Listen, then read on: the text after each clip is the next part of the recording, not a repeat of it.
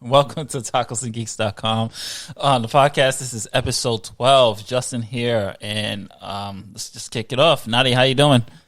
Good, hanging in, guys. How's it going? Great. I'm doing all right. It's getting warmer, thank God.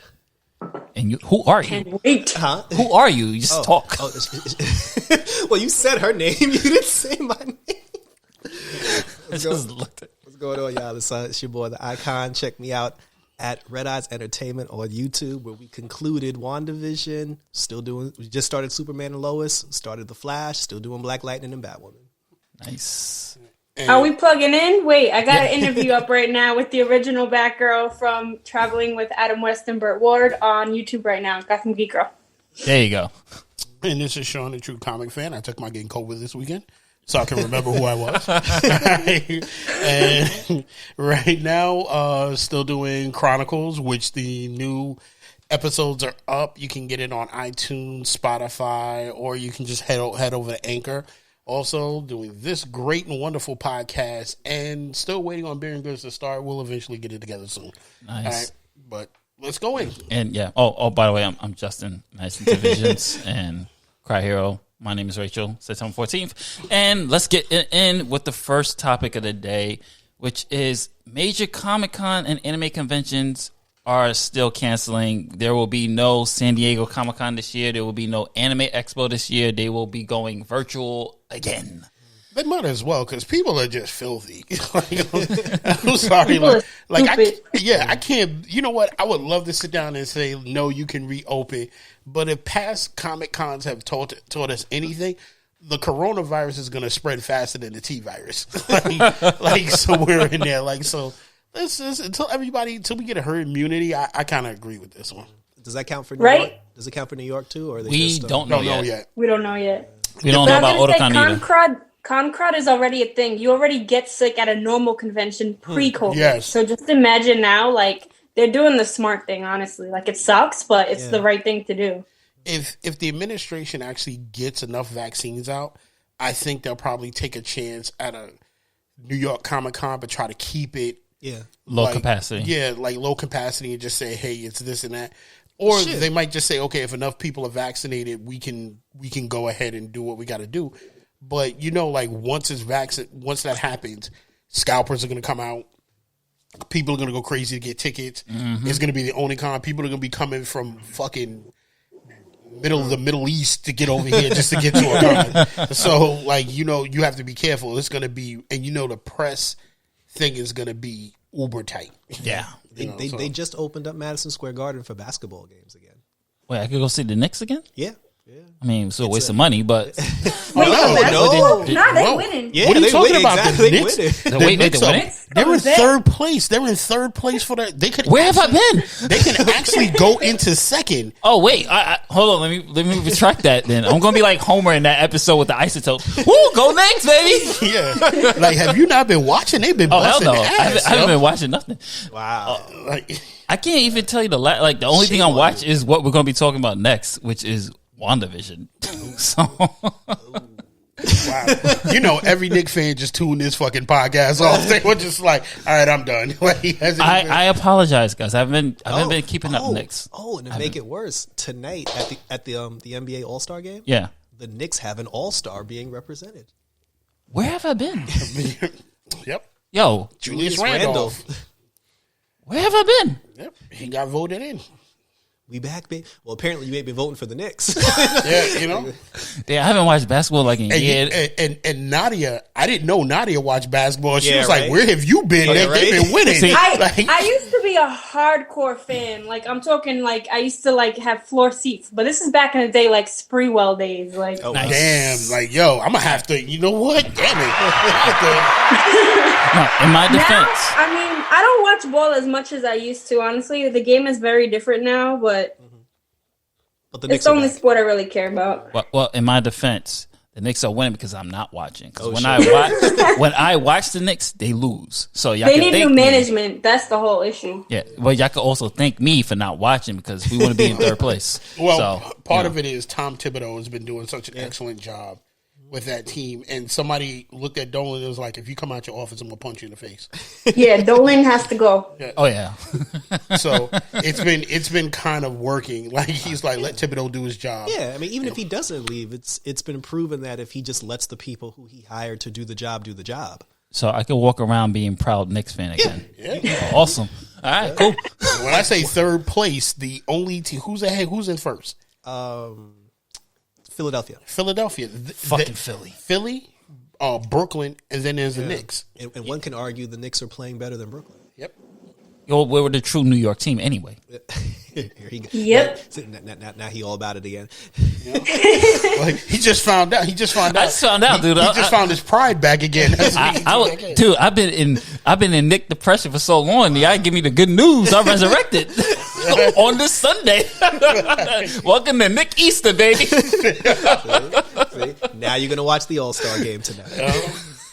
But let's any thoughts on the Cons cancellation? Good thing, or Smart thing. Yeah, Humans are dumb, so it's a smart thing. yeah.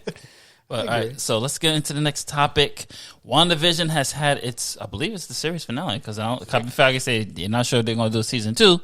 Don't know why you would do one, because this one I think they it's the series finale. So I'll kick it off first because I actually did like the episode. I actually kind of loved the episode, and I'm explaining why, folks. I'm explaining why. The L word. Yeah, I actually love the episode from a character standpoint, not from the overall narrative standpoint. If we're putting the whole series together, it's underwhelming.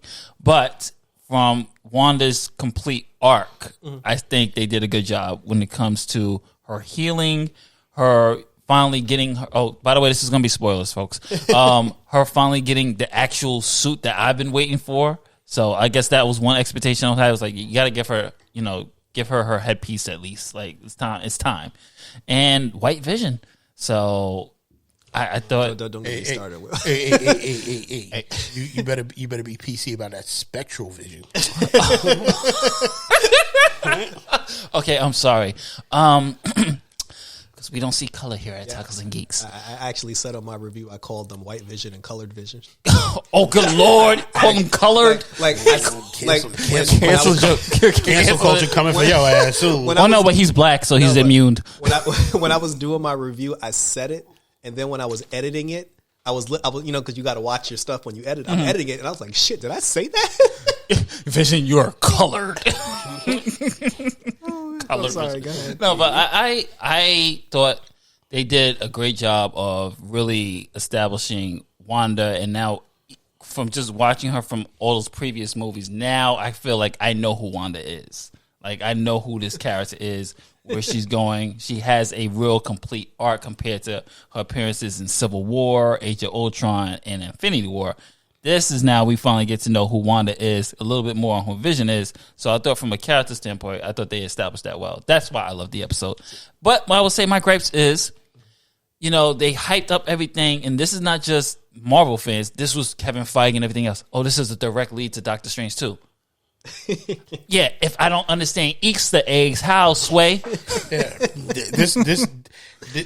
This was a comic books lead into it. Yes. This wasn't but I'm going to let Jarrell get it, because I feel like we should, for each person who has something, Jarrell has his points, and we've discussed things before this, like what goes in, and I'm going to let Jarrell get it, but the only thing I want to say is this was more of a comic book Easter egg fan. Like, if you're a comic book fan, you got it. Like, if you're somebody like me who has met people who have direct connection to the show from where I work, then I kind of get it. Mm-hmm. If you're the average lay person sitting out there, you're gonna be like, "What I just watched? What is this? Like, what this? Where's Doctor Strange? Where like, I want to see a form of something." But Jarrell, please, go ahead.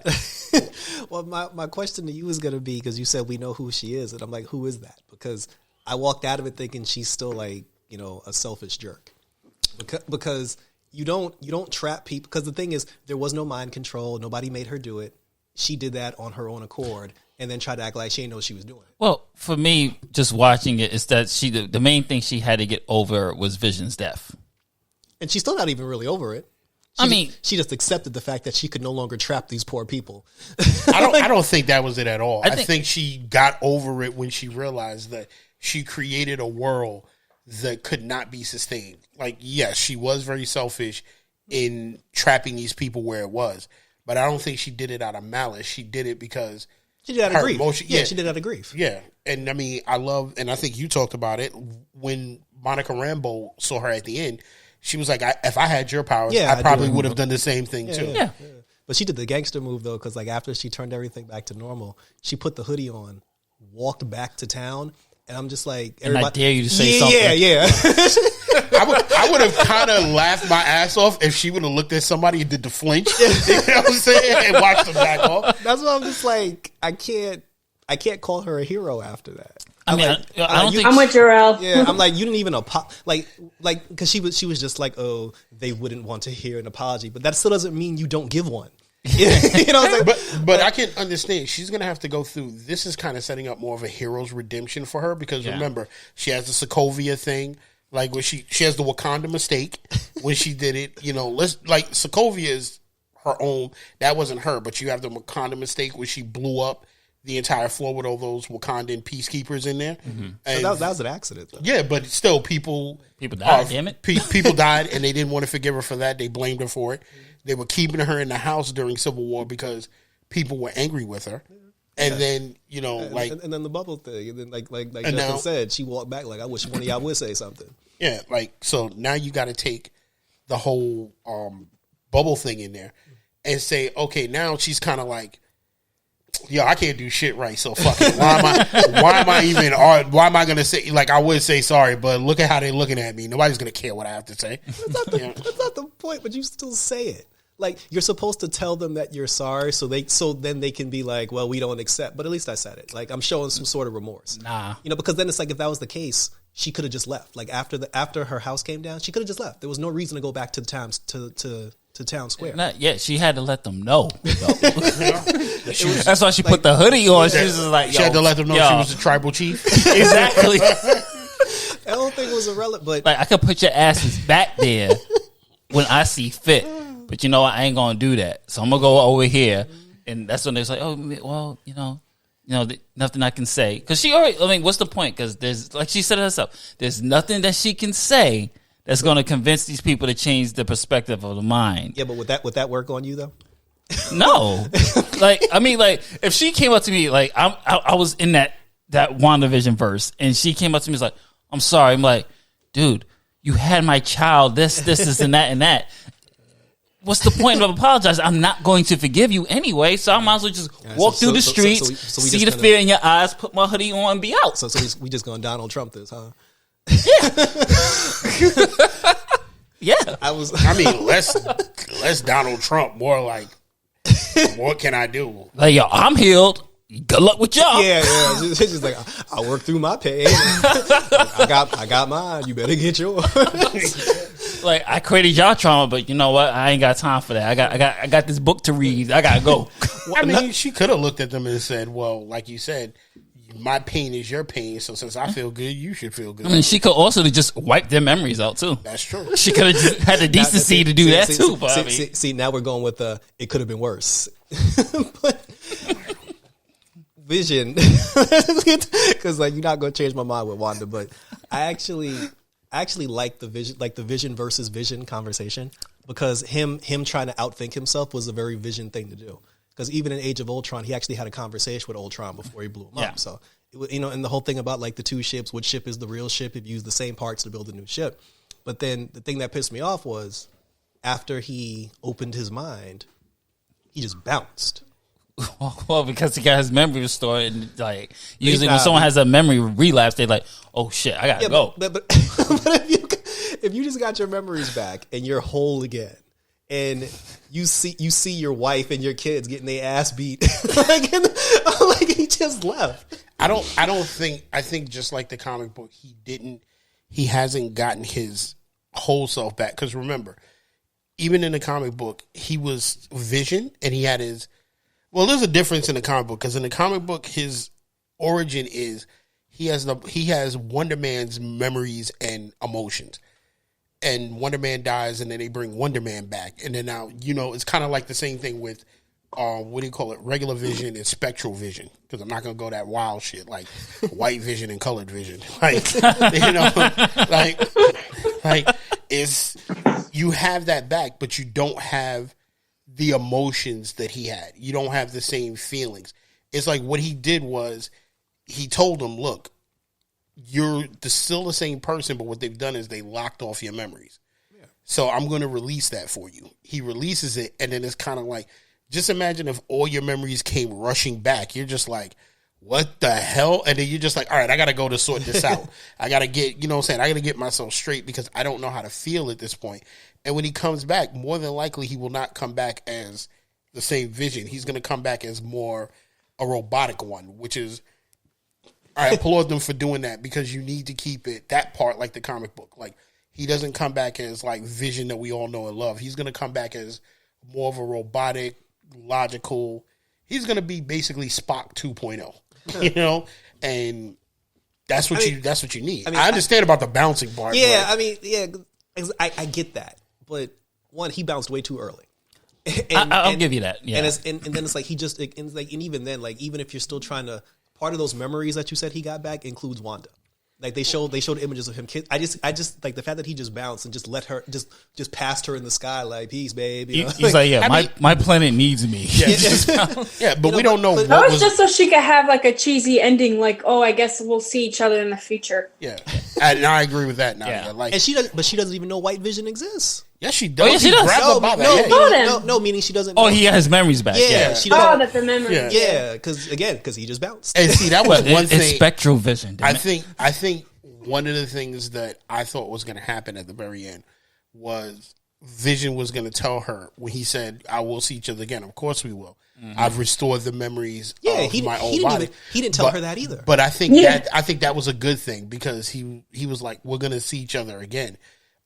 Plus, we don't know. Like, they'll pretty much give a storyline back to what happened. Maybe something was going on in his head when he left that caused him to bounce. Maybe the rush of memories coming back was too much, and he had to get out of it. It's like, oh shit! Yeah, we won't know until they decide to go forward with the story. Which I'm not worried about it because Marvel is good with doing that. Yeah, it was just an awkward. It was just an awkward. moment. Put it this way though. Say like you lost your memories, right? Somebody restores it.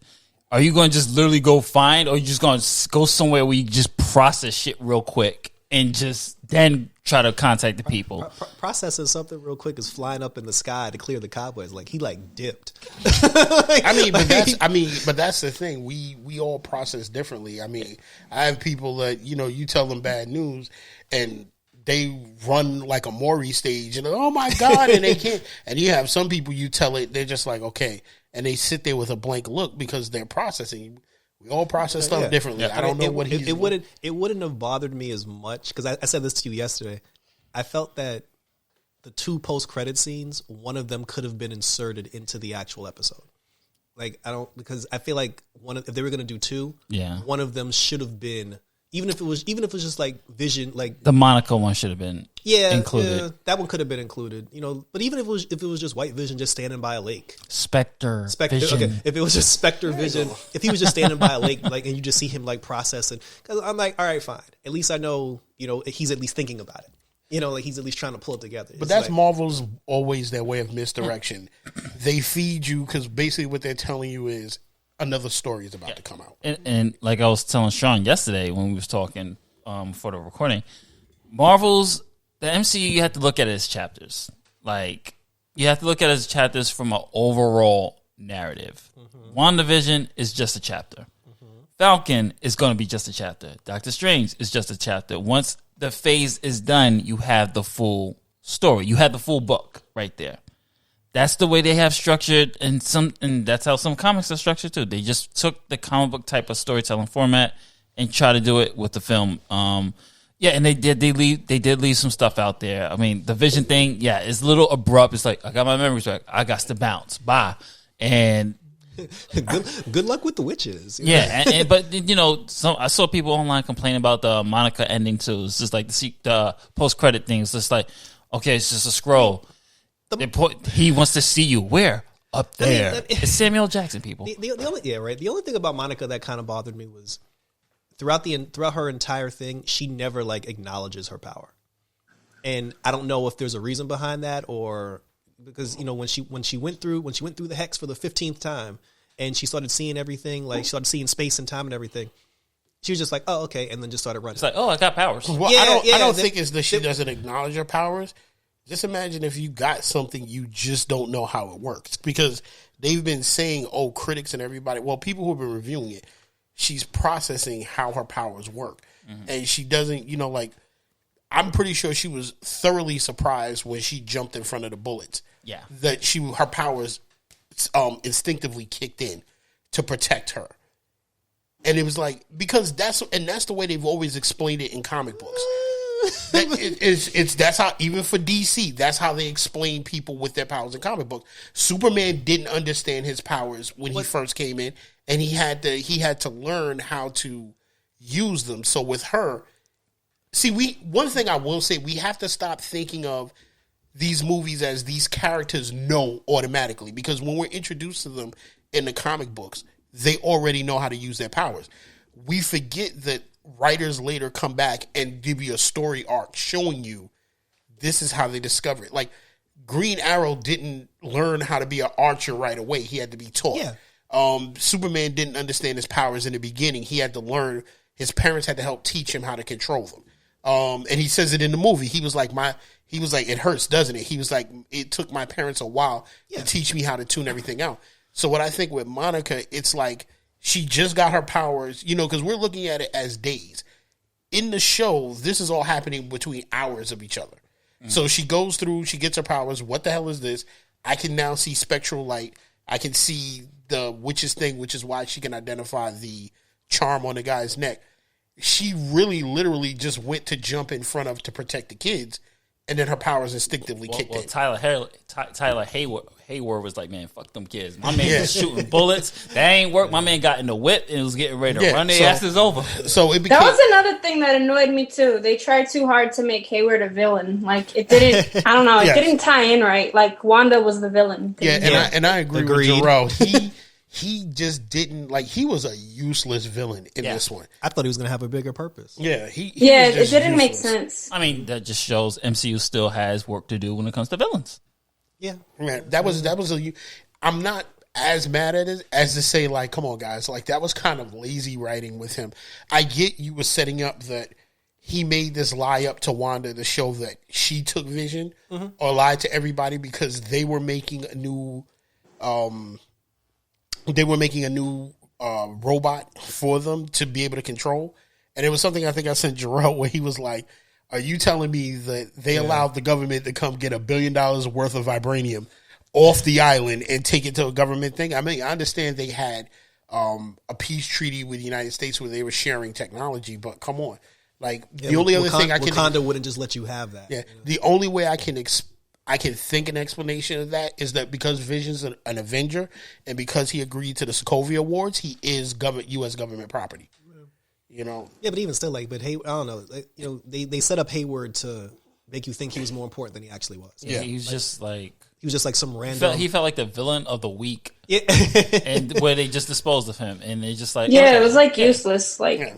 And the way they got rid of him, it's like like that was disappointing for me because.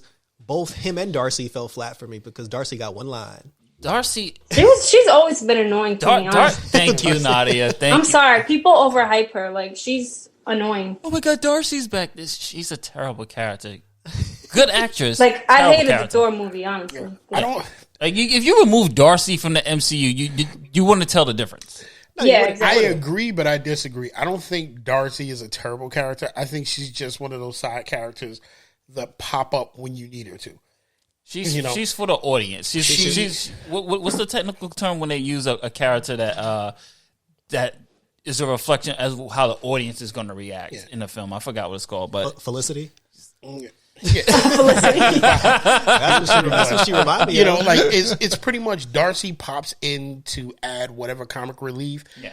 It was refreshing to see her come in because it was like, okay, you saw someone familiar. Yeah, it was a connection. You saw somebody familiar. I do agree. That was kind of like, okay, so you had Darcy here. She had more lines in one episode and a bunch of other episodes in this episode. She pops in with the clown car, smashes him in, and then it's like, where did she go? She's like, you're going to jail. Yeah, it's like they didn't go hard to stop Wanda. Yeah, like, and then the next thing I can only think of is somehow we don't know, because Darcy had to have gone through the bubble one more time, so we don't know if it scrambled her DNA again too, and that's why she's disappeared. She could be doing something. There's a few people that I think like it scrambled. Yeah, probably. And that's what it is. I'm just saying, but the way they just handled the character, because they plugged her in throughout the entire series, and then in the finale she gets one line. I agree. I will just give my quick summation of it. I didn't hate the season finale. I think, like most fans, I felt like, okay, there were build up to things that I wanted to see. I wanted to see Doctor Strange in the flesh. That's what I was gonna say. Yeah, I wanted to see. I want to see some a definitive villain at the end, not just Wanda, because we kind of got there was a definitive villain. We kind of get, and I don't call Wanda the definitive it was Agatha villain all along. Yeah, and I like the fact that Agatha's there, and I like how she alluded to. And then I had to take a step back because I spoke to somebody else who covers this stuff. So it looks like we might not get Mephisto, and we might not get Nightmare. It's the other guy. We might get the Lord of Chaos, which is probably who Agatha is talking about, and who she was probably trying to get the powers from to stop, because he's, if you ever read the comic book, he's only got the book here. And then there was something Jarrell brought up about the Darkhold. Oh, and now here's the thing. I do have something to explain that. See, the thing is, I don't want anybody to be a hypocrite. If you can believe in the multiverse in DC's universe, then you have to believe in the multiverse in Marvel. Because the thing is, in the DC multiverse, there's multiple items in every universe. There's an item that's in one universe that's in the other. It's not used the same way. So you can believe there are multiple Darkholds. There's probably the Darkhold that they used from the universe, which technically should be here. There's the Darkhold from Agents of S.H.I.E.L.D., and there's a Darkhold that they have there. Agents of S.H.I.E.L.D. is not canon. No, it is canon. It is canon. It is canon because they mention all the stuff from MCU. Every season of Agents of S.H.I.E.L.D. references something that goes on in the movie. I thought they retconned that with this one. No, like they can do that, but because Marvel is good with putting stories together, we don't know if later Ghost Rider might not show up and say, "Hey, listen, I got my ass kicked by this chick over here who took the Darkhold from me, and I'm here to rectify that because she trapped me in this dimension." And the events of Doctor Strange opens that up, and now he shows up to come rectify getting the Darkhold. We don't know. We don't. But again, I'm not going to give them a pass for something that might happen. Because the thing is, and you're right. If they do say later on that it was a Darkhold from a different universe, fine. But that's not the story we were given here. Yeah, but that's the thing. You can't hold that against them because that's like reading the beginning of a book and not getting to the end of the book to get the explanation for something happening. Because it's a chapter. Like Justin said, it's a chapter. But we did get to. But that's exactly how I feel like Jarrell. Like we can't rate this on what we expect to happen in the MCU. Like it felt like underwhelming. It felt incomplete. No, that I don't disagree with, but to hold them accountable for something that can be explained later and say, well, I didn't get it now, it's kind of like what I feel about this generation. You can't get what you want now. There's a method to their madness. They go along with a story to help bring the story along. This was a chapter. They do things in that to show you this is going to be another story, because you don't know if Agatha having the Darkhold doesn't open up a story for Ghost Rider, because they've been trying to get Ghost Rider into the MCU as another movie. Just like, so what I've noticed about Marvel is they show you a piece of something. Mm-hmm. They hope you forget about it, or you keep it in the back of your mind. Then it opens up to something else. Like you'll see a character and, so that's why this happened. And that's why it's a chapter. So maybe the Darkhold was there. Maybe that is the Darkhold that Ghost Rider had. Maybe later, because they've been complaining because people have been complaining that Robbie Reyes' Ghost Rider kind of got written off like Agents of S.H.I.E.L.D., like, he just went in this dimension and that's it. When are you going to bring Ghost Rider back? Like, we can't just have the Nicolas Cage Ghost Rider and that's that, because that's not even canon to this universe. So maybe this pops up later. Maybe because remember, we still have Blade coming.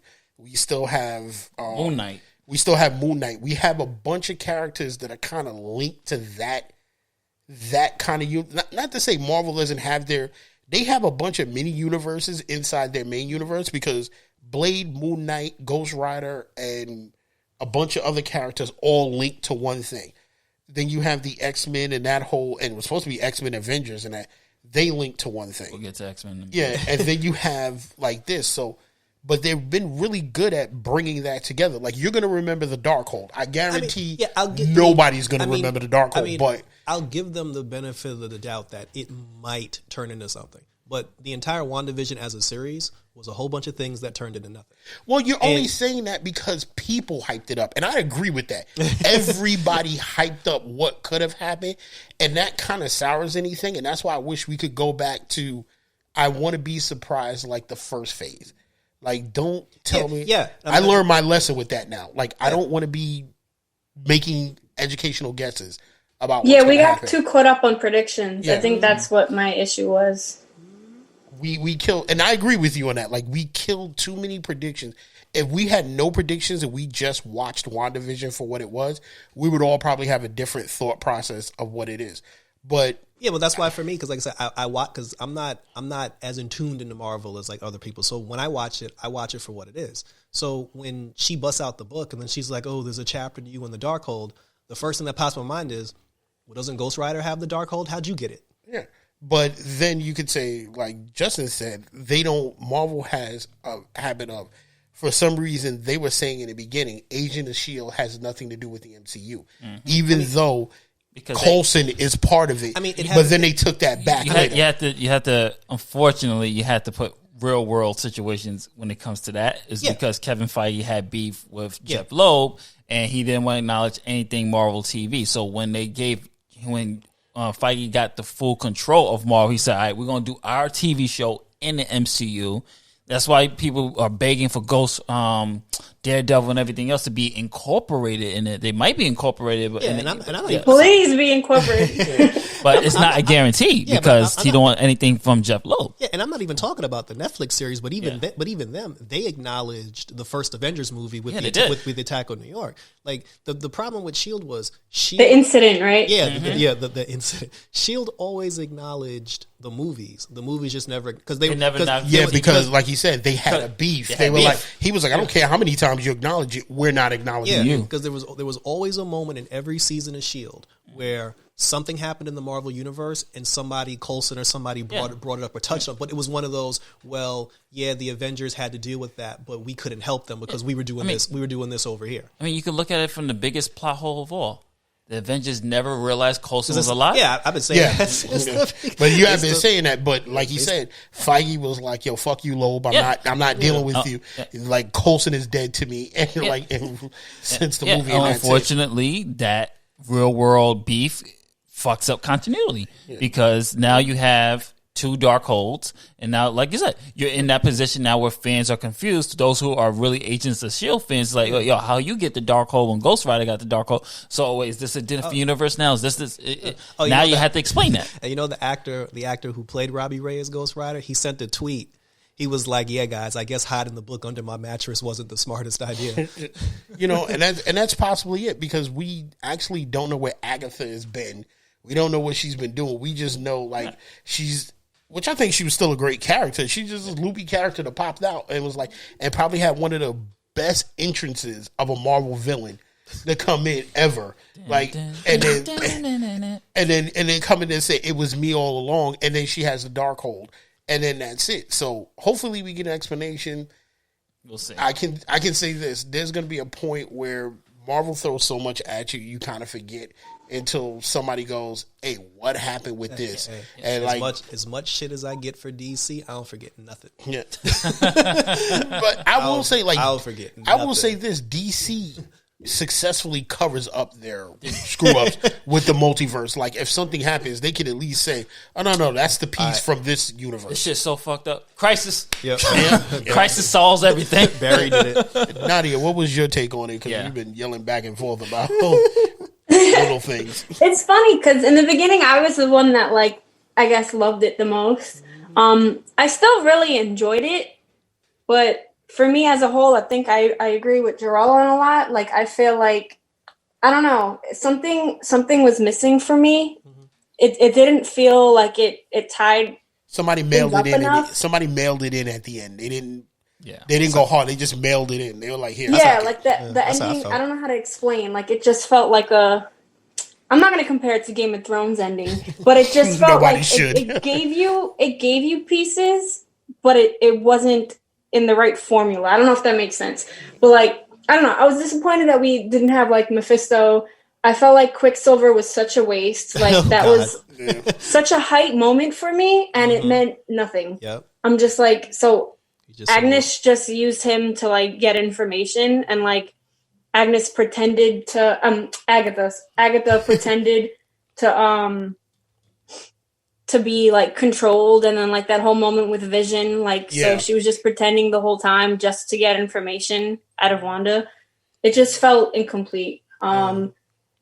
And then I was just annoyed because I felt like with all this buildup, if we're not getting Mephisto or something, like they needed more from a villain. And to me, Wanda was a villain, and I was pretty upset because she's a freaking terrorist, and everyone's feeling bad for her. Yeah, Jimmy Woo made a comment like, "Oh, they don't know what you gave up." Like, bitch, you kept me from my family. Like, you fucked with me. Like, are you kidding me? Like, I felt bad for her, and I think they did an amazing character development. Like, don't get me wrong, I loved like what Justin was saying. Like, they developed Wanda like so good. Like, you felt for her. Like, that was a sad scene with her kids and stuff, but I'm just like, she was still the bad guy. Yep. Doesn't make a difference. Same thing with Joker. Like, people beat him the fuck up. That doesn't mean I'm going to feel bad for him. He's still the fucking Joker. And in this case, they made Wanda a villain. So, like, that was my biggest, like, upset. That, like, she's just like, oh, I ain't do nothing. Like, oh, not my problem. I'm not going to lie. I'm a sick person, so I love the villains. So that shit made me, I was mad. And I agree with you guys that she is the villain. Which I think the only thing Marvel is left on doing is giving a redemption story to her for her being a villain. And I still don't think she's done being the villain.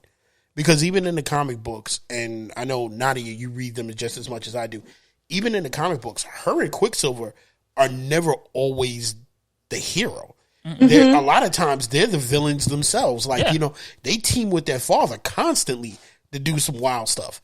That's my other upset. I'm like, I want Magneto. We got let's get Magneto. They team with it, so we all know that this might not be the end of Wanda actually being. Especially, she learned, like at the end, one of the credits was she learned how to astral project herself quickly so that she can seem like she's not doing anything while she's in the room reading the Darkhold and learning how to be a real savage. You know what I'm saying, right there. And the only thing that interrupted her was hearing her children call out to her. And that's the lead up to Doctor Strange too, because that's when she sees that chaos magic. You get the chaos magic. Correct me if I'm wrong. You get to see into the future. Yeah. So she saw what was going to happen in the future. And that's the setup for Doctor Strange too. But Elizabeth Olsen is freaking phenomenal. Yeah. You need to keep her as the villain. She was terrifying. And the one thing I don't like, that's a prediction that I don't want to see, Marvel is planning the Young Avengers series. Yeah.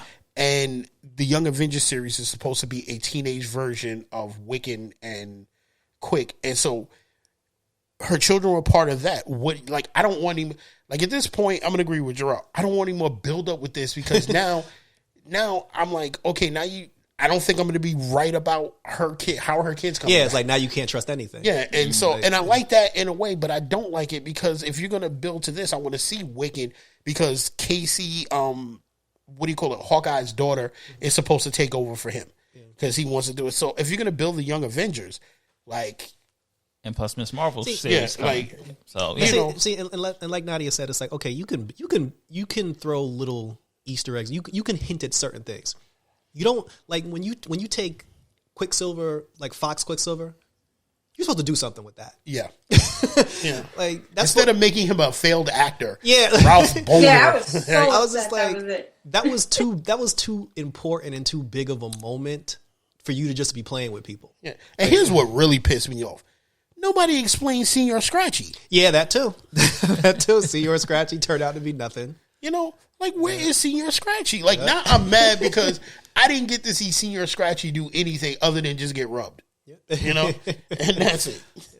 I mean, and then at the end, like when, like after she basically went to the town and just spoke to Monica, and then she flew off. I'm like, okay, so now you can fly, But she could always fly, but she's like, you just gonna leave? Yeah, but I just thought it was really ridiculous that she walked to town square.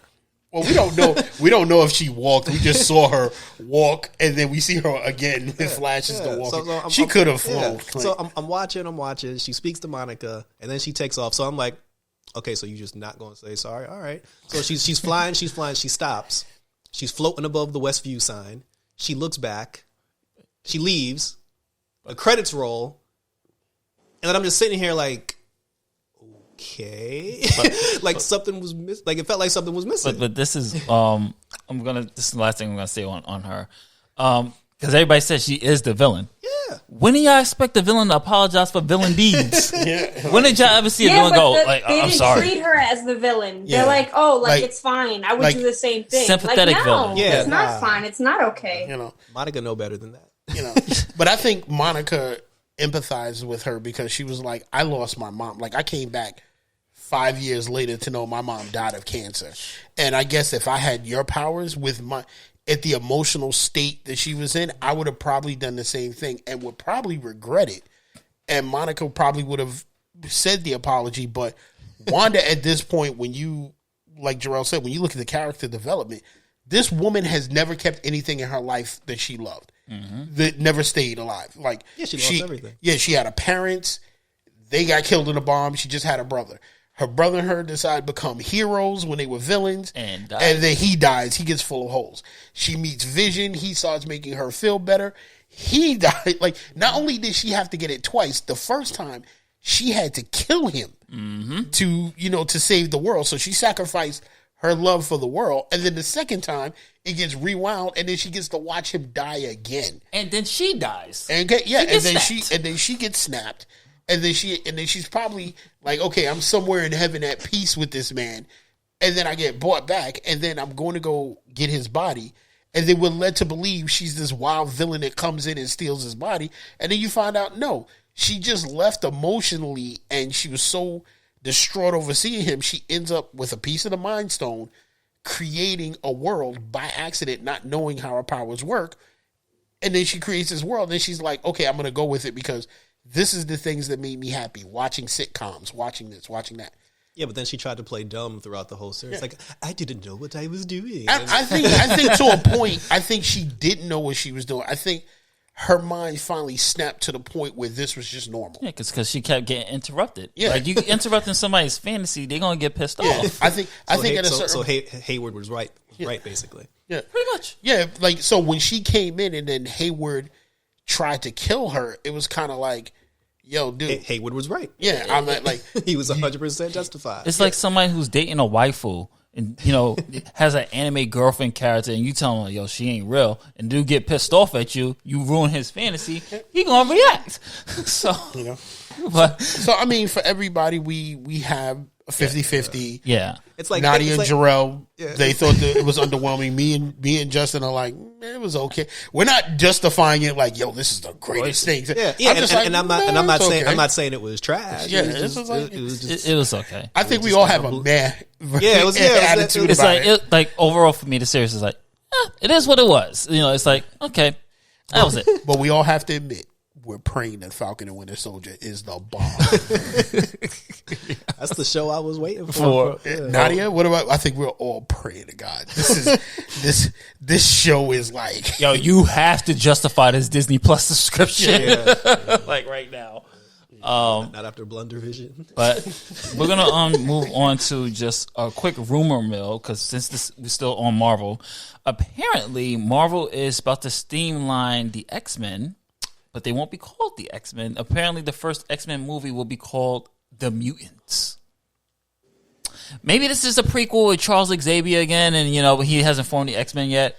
But if you guys remember in Dark Phoenix, when Dark Phoenix came out, they were actually trying to just call it Dark Phoenix and not X-Men because X-Men apparently was offensive to a certain group of people, because it's not inclusive. So.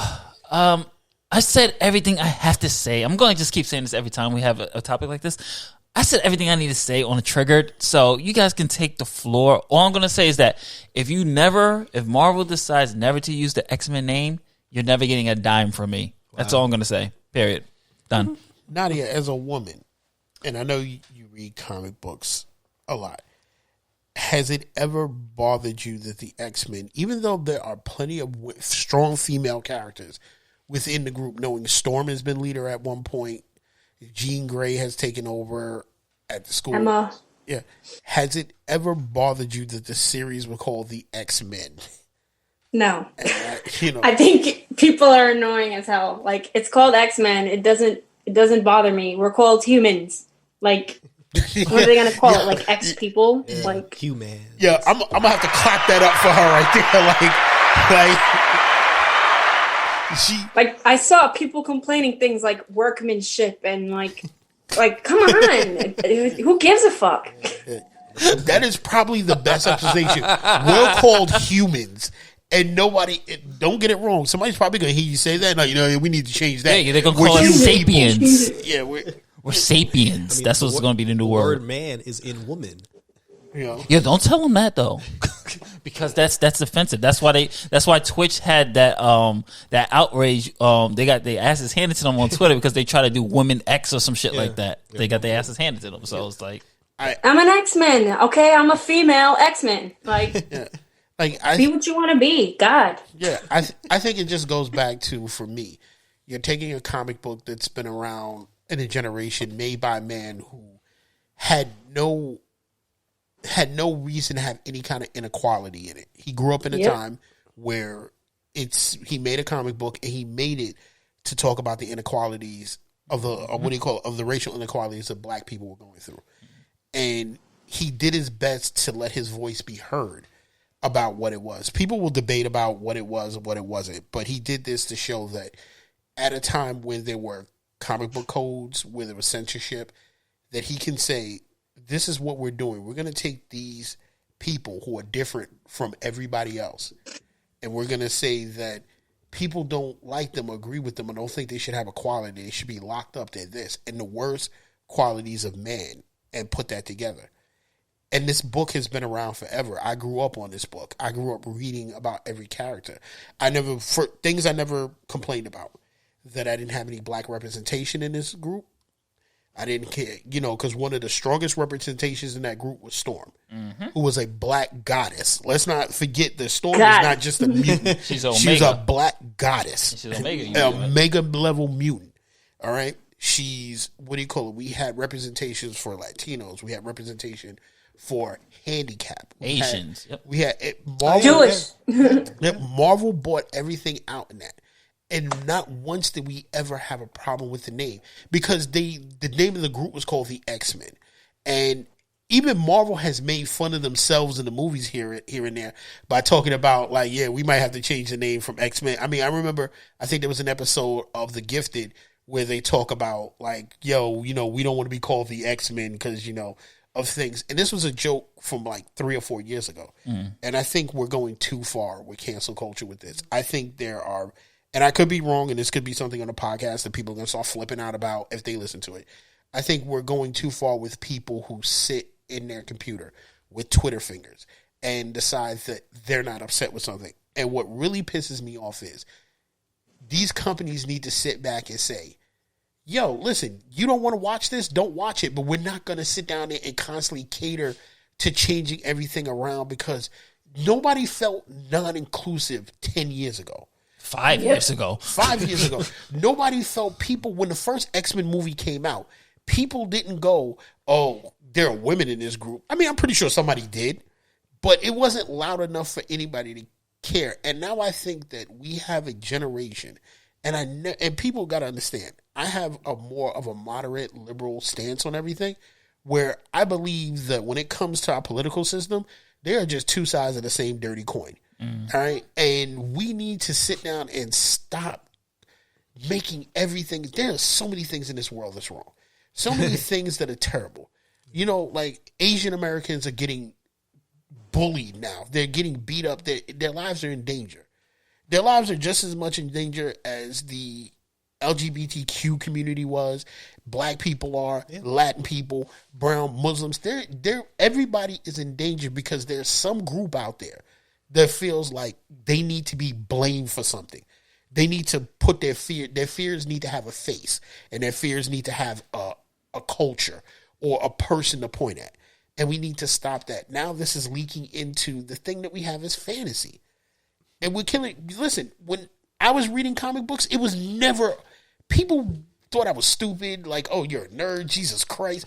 Like, you're a grown man. Why are you reading this? And now that it's become popular, you now want to change up something that nobody gave a shit about 15 years ago. When I was in high school, nobody cared what X-Men was called because they thought it was a children's book and children read it and it doesn't matter. It doesn't affect real life. Now that it's popular, it's making money. Now all of a sudden everybody wants to stick their hands in it. If you didn't have your hands in it 15 years ago, take your hands out of it now. Mm-hmm. Stop with this nonsense. They've had inclusion of every single thing you can think of up there. We had characters that were gay that got married. I remember reading Shadowhawk. Shadowhawk was a black character who had AIDS and was fighting the corporation and was raising the medicine to take care of AIDS victims. Okay, you have Midnighter, who's a gay character. Dakin, Wolverine's son, is a gay. Well, he's animalistic, but he's a gay character. You had a gay character have one of the biggest weddings in Marvel history on it, and you're sitting here saying nobody's included. Like, we need to dial it back. And this is fantasy. I read this stuff to escape to a world that makes me happy. Give it back to me. Give it back to me.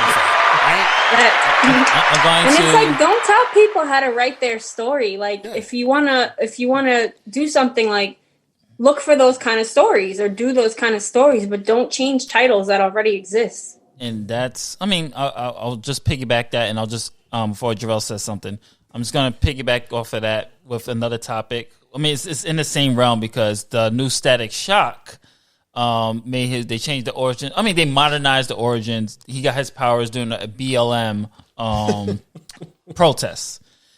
Me personally, I read the comic, I read the new one, and I was just like, for me, it was just like to go with Sean's saying, and this is what I was saying on the Trigger episode. I'll elaborate a little bit more. The problem with today's medium and today's comic books, and not just comics, films in general, too, Jarrell will tell you, films, everything, you're losing escapism. The point of entertainment is to escape. And when you're writing stories, like, let's be real. You know what? Fuck it. I don't care. I'm saying it. A lot of you motherfuckers aren't writers. A lot of you motherfuckers are activists. Period. You're not. You bad activists. You're bad activists. You're not writers. You got lucky. You got the job because of where you stand politically. This is the real facts. You got hired because of where you are, and truthfully, you're right. You're got there because the people who are hired are on your team. Meaning that you don't have much of a conservative voice. You have mostly on someone who's on that ideology of the far left. Let's keep it real because that's the truth. And I'm gonna say it straight up. And a lot of you are like, I see your Twitters. All y'all talk about, y'all suffer from Trump derangement syndrome. Trump is on your mind 24/7. Trump this, Trump that, Trump is gone. Shut the fuck up about Trump. Number one. Number two, you are not creating characters. You're creating stereotypes. Why does Virgil, and this is sad because it's written by us. Yeah. Why does Virgil have to be part? What was wrong with the original origin story? There's nothing wrong with that. But why does everything with a black character have to deal with black? Like the stereotypical black issues of not every single black person has the same black experience. And the thing is, I can understand the update because you remember the original Static Shock was he was being bullied. Yeah. He went to get a gun. Yeah. And that's how he ended up around the game wall. So I can get that it updated to the Black Lives Matter thing, and that makes sense. That's fine. But when your dialogue is complete shit and you going, oh, Virgil, what are you doing here? Oh, I'm black and my life matters. It's like, you as an editor, you read that shit and go, yo, that shit is fucking brilliant, bro. Put that shit in the book. You almost want to look at Virgil have several seats. Like, it's just like, and then you get to the more stuff. Like, I guess there was a scene where a girl got called a slut and they attacked the guys like, don't you ever call a woman a slut. It's like, are you writing this for little kids to teach them a lesson of words not to say? Or are you writing this for the It's like they have no but skills. Is she hoeing? Listen, I start to think some of these writers have never been on Call of Duty playing because I've heard these kids say worse. If you follow and look at some of these writers, they don't even promote the books that they're working on. Mm-hmm. All they're doing is promoting their ideology. It's like you're either on this far right or you're either far left these days. It's like there is no middle ground anymore. It's just like you're on this team or you're on this team. And that's the fucking problem. And I almost want to write a comic book called Cancel Culture to show you how wild this has finally gotten. Like, just take like some of the and just make it an anthology of the wildness. And I'm going to keep that idea going. Like, I almost want to sit down and write something and then go to Netflix and I said, you know what? You did Love, Sex, and Robots. And no, Love, Death, and Robots. Why am I saying Love, Sex, and Robots? Love, Death, and Robots. And it was an anthology of just like Black Mirror. It's an anthology of like how bad technology can go. And Love, Death, and Robots is about different stories of how, technologies, things could go bad. They tackled everything in there. Rape culture, includes everything. I almost want to sit down and write an anthology called Cancel Culture to show you stories of how far cancel culture can go and how either bad it can be or how it will work out, and just sit down and say, this is what's happening, guys. Because one of the things I said to Justin today, because we have two different opinions about Coming to America 2, I said one of the things you have to realize, Justin, is they can't do Coming to America 2 like they did 1. Because there are so many things in 1 that people will find misogynist, terrible. The jokes are terrible. This is a bad stereotype. This is not included. Why wasn't this person? And they made they made it PG-13. And I agree with you. But the thing is, as an artist, as a writer myself, if the first thing I'm thinking about when I'm writing Cry Hero or anything else like that, and I'm going, who am I included? Is this going to be offensive? I fucking failed already because I'm sacrificing my art to worry about some motherfucker on Twitter going, oh, this is fuck your feelings. And I agree with that. But, like at a certain point when you're making money, and I only say this because this is not a monetary thing. Imagine, I will say for the 4 of us, imagine if this was a syndicated show. There's a point where we'll have a boss that stands over us like, yo, tone that down. Like, there's going to be a boss standing over us saying, Nadia, don't wild out on this. Justin, don't scream about cancel culture. That Jarrell, take a different opinion on this. Like, Sean, don't become Malcolm on this damn show all of a sudden. And I'll be fired. And then it's like, we have, like, that's the only thing that I hate about anything being monetized or you start making money at something, because you're no longer living your passion. You're starting to think, you have to start thinking about advertisers. Mm-hmm. You have to think about who you're going to offend. You have to think about apologies. If we come out and say something that completely goes off the rails, we now have to sit down and give a written apology for some things. Even though if we don't feel like we're sorry, we're just saying an opinion about it. I remember I took hell for saying, like, the girl from Star Wars that got Gina Carano. I said, I think why she got fired is because Disney gave her a warning. They said, look, we get your political stance. Please keep it out of Twitter. What she said was bad, but it wasn't the worst thing I've ever heard anybody say in life. As far as, she made a terrible comparison. She didn't say that she, she's Jewish. She made a terrible comparison because she was trying to make a point of, I feel like as a conservative, I'm just as prosecuted as Jewish people during the Holocaust. It was a terrible comparison. It was something one of her friends might have said, you need to don't use the Holocaust. Don't use that because it's going to be, it's not going to be taken well. Somebody should have, do I think she should have been kicked off the show? I don't know. I think somebody should have had some counseling. I think somebody should sit down and have a complete conversation with her about where this is sensitive.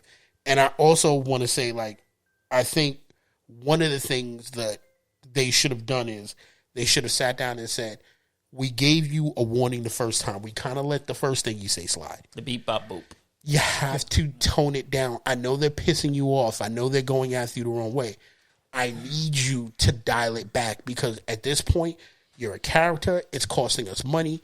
I can't have you do this. I know this is, if you feel that strongly about it, let us know so that we can kind of like X your character out and move you along. But if not, if you want to do this character, if you want your show, I hate to tell you, you'll have to stifle that down, do your job, and leave your political rants for you and your friends. Mm-hmm. And that didn't happen. Her political views overtook her job. And if that's the way she feels, then I don't think she's upset that she's off. But in her defense, too, her co-workers who are on the other side can say whatever they want. They didn't get penalized. They could have said anything, whatever. This is the double-edged sword. I'm going to be devil's advocate with that situation. It was just like, she can't say this, but they can bash her views with no problem with her ever. But that's exactly what I'm saying. There's no like, middle ground. It's like Cobra Kai when the people being bullied become the bullies. Yeah, and that's where we're at. That's where and I know folks, and I'm like, damn, Justin went off. It's just frustration. It's just like enough's enough, because you gotta look at it from somebody who's in the game as well, and you're looking at it and you're just like, you're not a writer. You're an activist. You're just literally putting your political stuff. You're ruining these characters, number one. And you're changing these characters up for your own ideology. Don't get me started on the Superman thing. I'm not even going to touch that shit. Because that's a rumor that they're not even going to use the Zod-El or Calvin Ellis. They're going to make Clark black. Yeah, that's stupid. Yeah. It's like, just use Icon. Yeah. And to say something, because I know we always got to say disclaimers, I don't agree with anybody's opinions. I don't know, what's her name? Gina Carano? Gina Carano. Nah, that hoe had to go. I don't agree with her opinion. I don't agree with her views. I don't agree with what she said. As you remember what I said, I think what she's saying is in poor taste. Mm-hmm. And a friend should have stopped her before she wrote her rant and said anything. I think it's in poor taste. I think in a climate, you should be smart enough to know what climate you're in and to act accordingly. And I think that she brought this on herself. But do I think out of a lot of things people say, and Justin's right, a lot of things the far left says that could easily be canceled? Yes. Like, we either going to be fair or we not. That's all I'm saying. We're going to either be fair with everybody or we're not. Like, what we have to start doing is taking the political aspect out of what she says. Now, don't get me wrong. She said worse things that I'm like, yo, you need to cut this shit out. You are an actress. You are in Hollywood. You know better. You know how this is going to trigger people. And number two, I want to say, you are not Clint Eastwood. Clint Eastwood can get away with the things he said because he was in an industry at a time where they agreed with him. And Clint is old enough where it doesn't matter. He's made his money. He's just really mostly consulting, and he directs. And people, for some reason, give him a pass on whatever he says. It's Clint, man. It's Clint. They just say it's Clint Eastwood. That's it. And that's it. And there are a lot of actors. I mean, let's be honest, and I'm pretty sure all of you heard this. When what's his name? Eminem? No, try to cancel Eminem recently. Lethal Weapon. Mel Gibson. Oh yeah, when Mel Gibson went off. When Mel Gibson went off, people, and this was probably about 10 years ago. Yeah. People spat, and Mel Gibson said some outlandish shit. Like, Mel Gibson went so far off the way, I was like, damn, Mel. Gang of N-words. When you get raped by a gang of N-words, I was like, goddamn. He went off, and yet Mel Gibson still works. Mm-hmm. So you can't say, what is it, the age of the actor, when they came in, what we could do. We have to either be one way or the other, but we can't be hypocrites about it. And that's my only thing. It's not in defense of anybody's stance. It's not saying this person is right on the other.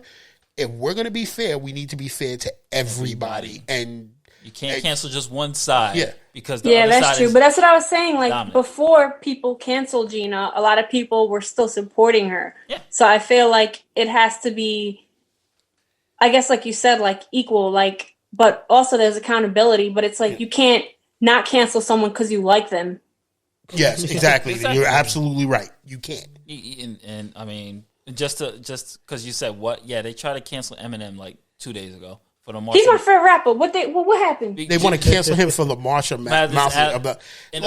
It's Gen Z. They did literally. It was on the New York Post, Washington Times. It's like Gen Z. They literally singled out the generation. Gen Z, the TikTokers and Twitter are trying to cancel Marshall Mathers, Eminem, for the Marshall Mathers album and all his songs because it's homophobic, misogynistic. So is like, every other fucking rapper. And like, where the fuck have you been? Are you kidding me? Listen to Wu-Tang. The thing was, he addressed that 5-6 years ago when he did the song with Elton John. He addressed his issues, and that's another thing. And they're talking about shit from like the 90s and early 2000s. Yes. Like people trying to cancel Chappelle. Like, shut up. Yeah, like that's canceling dead people. Yeah, that's my thing. Like shut up. This in the 90s. Like I remember this is another one. I remember they tried to cancel Friends because of gay jokes. Like this shit was like 30 years ago, bro. Like remember Eddie Murphy Delirious? Oh yeah, they tried to cancel him for that and Raw. Remember the first thing he says when he gets on stage in Delirious? Yeah, about who's not allowed to look at his ass on stage. Yeah, you know. And I mean, it's a different time. Yeah, and I think that's where people. And I tried to have this conversation with somebody way younger than me, and I said, you have to understand, we're going to continue to go back. The reason why we evolve is because we did something, it wasn't right, we apologized for it, and then we moved on. Mm-hmm. Chappelle show, he's definitely right. He would never be able to come out at a time like this. The Chappelle show would have been canceled after the first episode. Okay, the Boondocks would have been canceled. Guess hoes coming to dinner. I'm surprised I'm surprised protesters didn't go out there and go, "Oh my God, this is offensive for black people." You know, and I'm more afraid of the Boondocks coming out now because I think it's going to be a watered down. It's going to be like season 4. Season 4 was like a terrible watered down version of what the show was. It's going to be so bad. And I just think that we need to. If you don't like something, like look, I'm gonna just give an example. I only watch Fox for shows that I like, TV shows that I like. And I will give Fox credit. A lot of networks like to throw up their fists and say, we stand with you. Fox put out more black shows than any other network out there. And more popular black shows.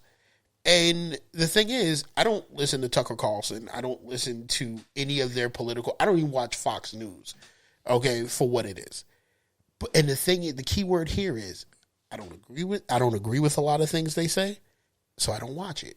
That's all you gotta do. I just turn let me be honest. I watch my Fox shows on Hulu, and that's it. Like if I don't agree with it, I just won't watch you.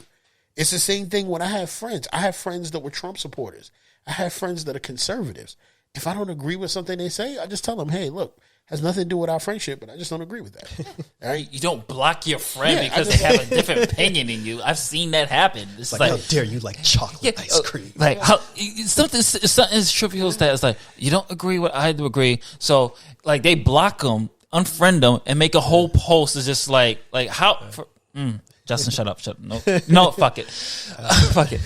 How weak-minded have we become? Like the most fragile. Different opinions is at the point that we're just going, oh my God, this hurts my feelings. Like, oh, you have to literally lose your job because you don't believe in my echo chamber or what I believe.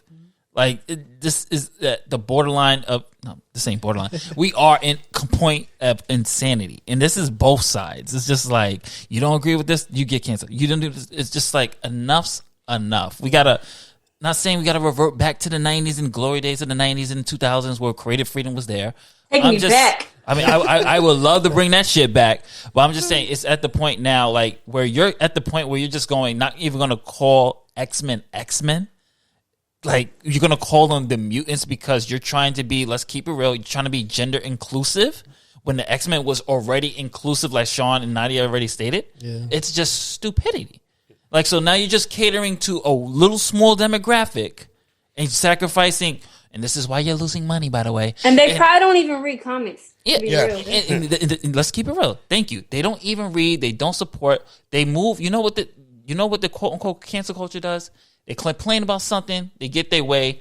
Okay, what's the next thing we can do? Yeah. It's the endorphin. It's the adrenaline rush that they get. It's an addiction. That's what it really is. It's an addiction. I have this power to cancel and reshape, and this is the delusion of all these people.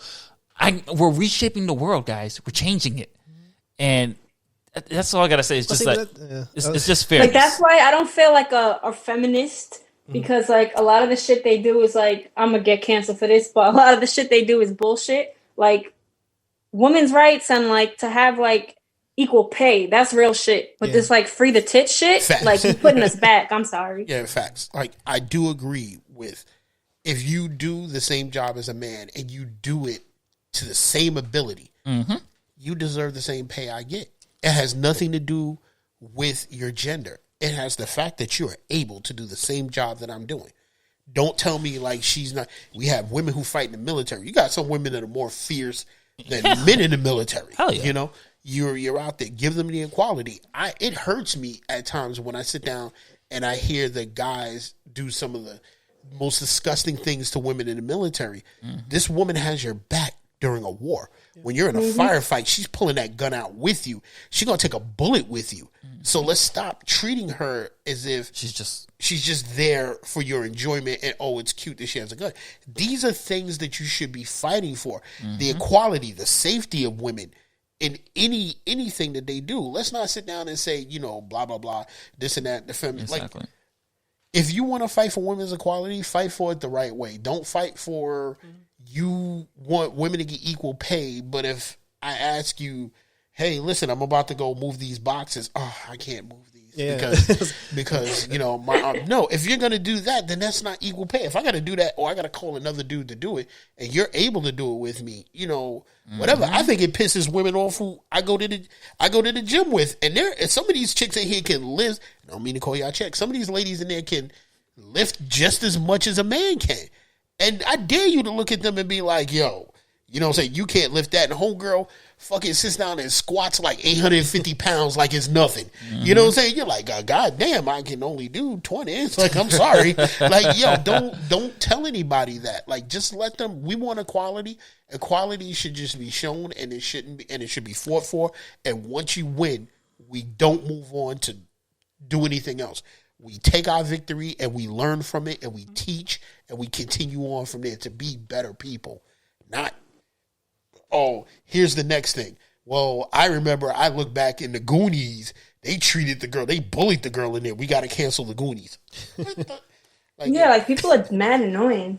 Like, it's for me, it's beyond annoyance now. It's just like, if I was the Flash, I would just really just revert this shit back to where everybody was just not easily. I'm still trying to pinpoint where everybody became so easily offended by everything. And I think a lot of it has to deal with mental health, and a lot of it has to do with insecurities within themselves. Because if you are really at this point where you're trying to cancel Eminem for a 1999 album that he doesn't even... Eminem. DMX literally had a song talking about raping a 15-year-old. Like, come on.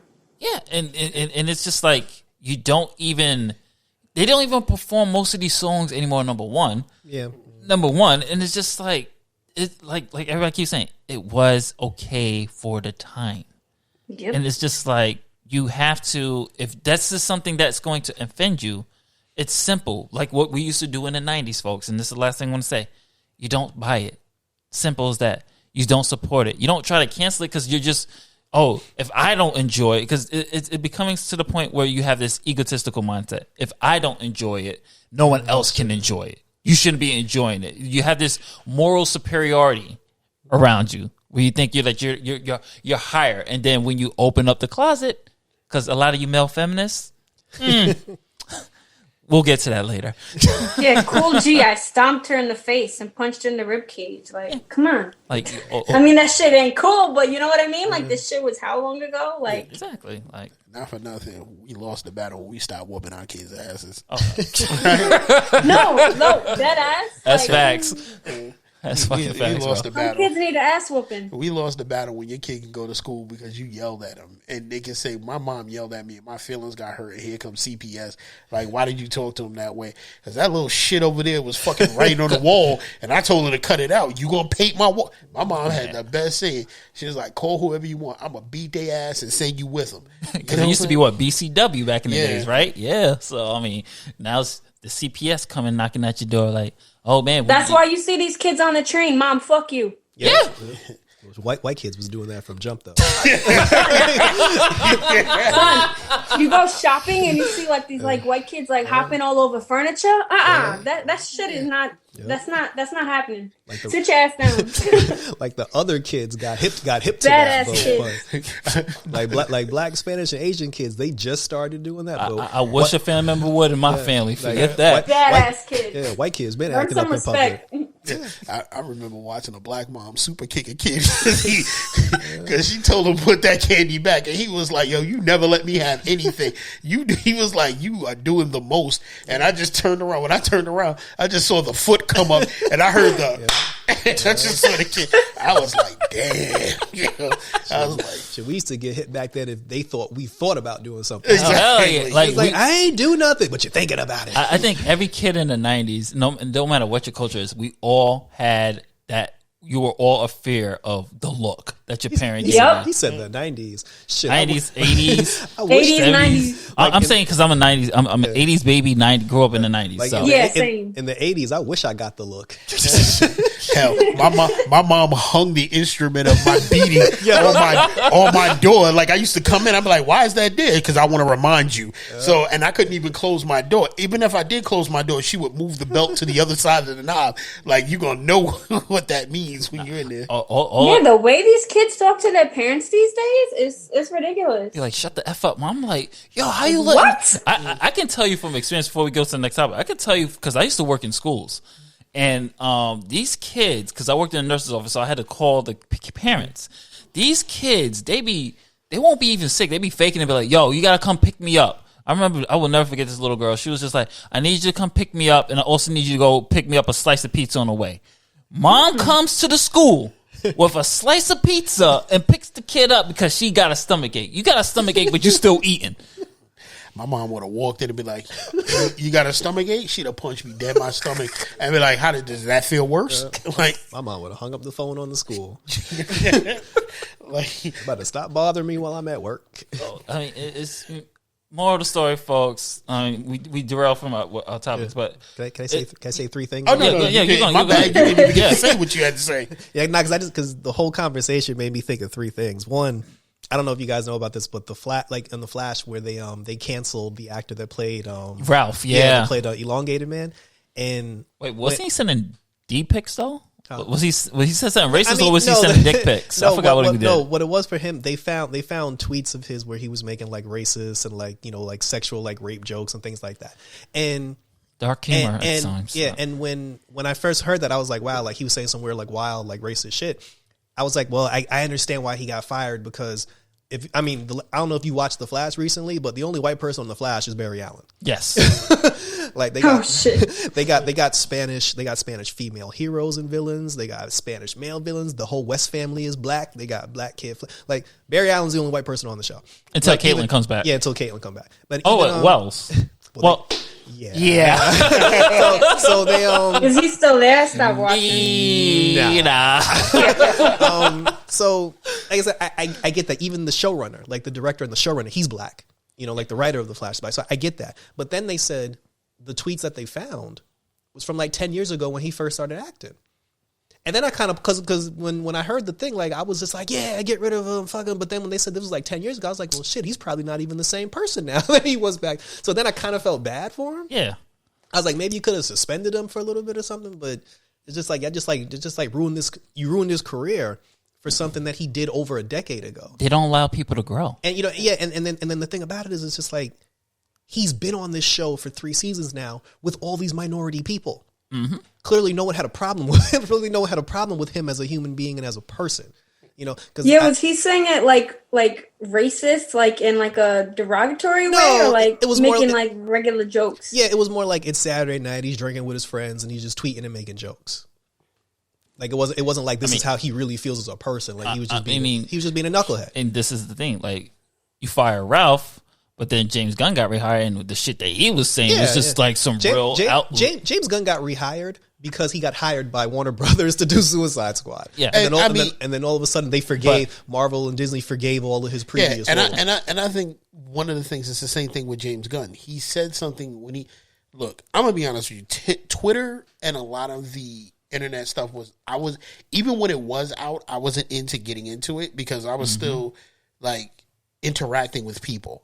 And at the time, I'm pretty sure I've said some wild shit to my friends. Like, and because it's not on record, it doesn't mean at age 16, 17, 18, 19, I've said some stuff that was probably very inappropriate to men, to women, men, gay or straight at the time. And I probably said something that was out of pocket. But then as I grew as a person to realize, hey, listen, I might have said something and somebody older than me and a lot more experienced may have brought me to the side and said, you're not going to be a decent person with that mindset. And you need to grow out of that. And they schooled me on where I was wrong. And then I grew. And I understood that this is not something like, hey, you as a black man wouldn't like somebody to say this about you. So why would you say this about somebody else? That's why I don't use the N-word. Yeah. And then when you come out of that, you sit down and say, okay, you know, when you think about it and somebody that you respect tells you, get your stuff together, you grow up and you learn. Because when you're a kid, the point of you being a teenager is to learn what not to do as an adult. Exactly. And then when you become an adult, you learn that, hey, you're going to teach somebody younger than you. Don't do that. I learned my lesson with that. This could really hurt you.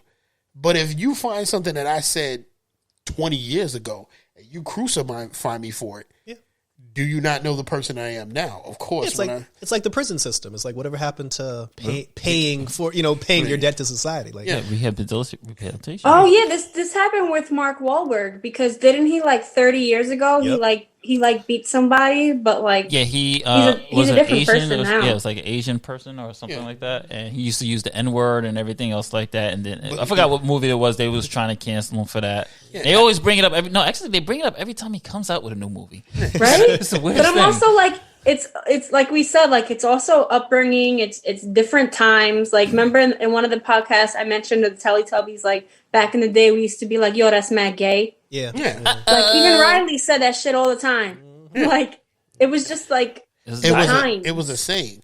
And I think it was the times. You can't cancel me for something from 25 years ago. Exactly. Like when Death Step came out, everybody was saying no homo. Yeah. So Exactly. No homo. We all said that shit. No homo. Yeah, and I mean my thing is like if you want to cancel people for like cancel somebody who's outright a grown adult saying that right now. Somebody like, and beating people up. Like like you find me somebody who's out there like, yo man, I can't stand these Negroes out here. I hope they should like cancel something. I think I forgot. Tobias Whale. Yeah.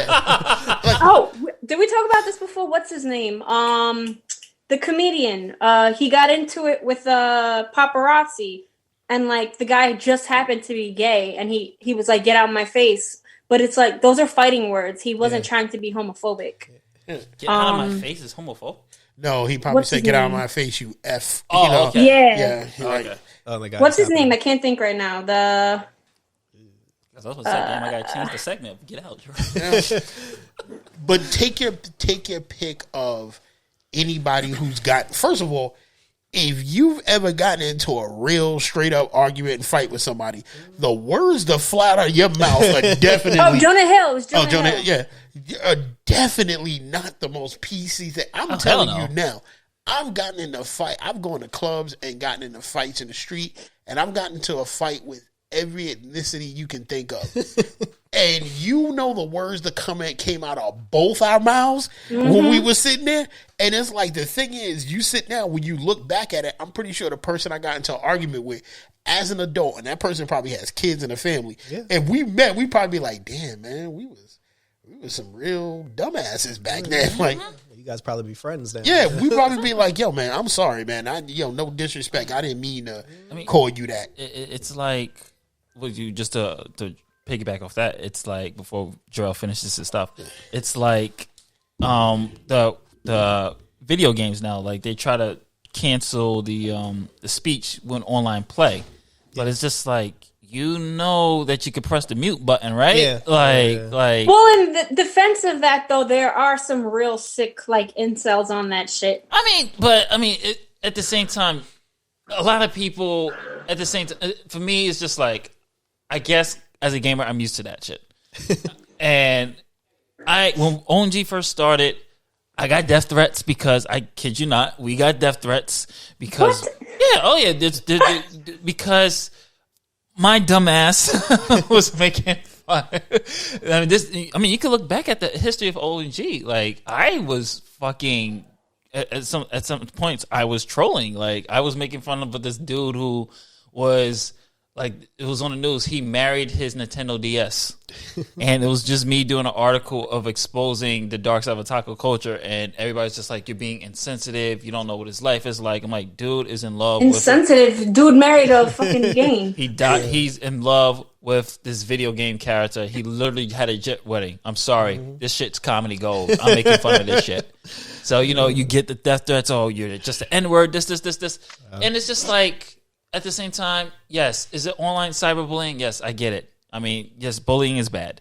At the same time, it's not like I can't mute you. I can't block you. And it's just like, I know you are never going to say this to my freaking face.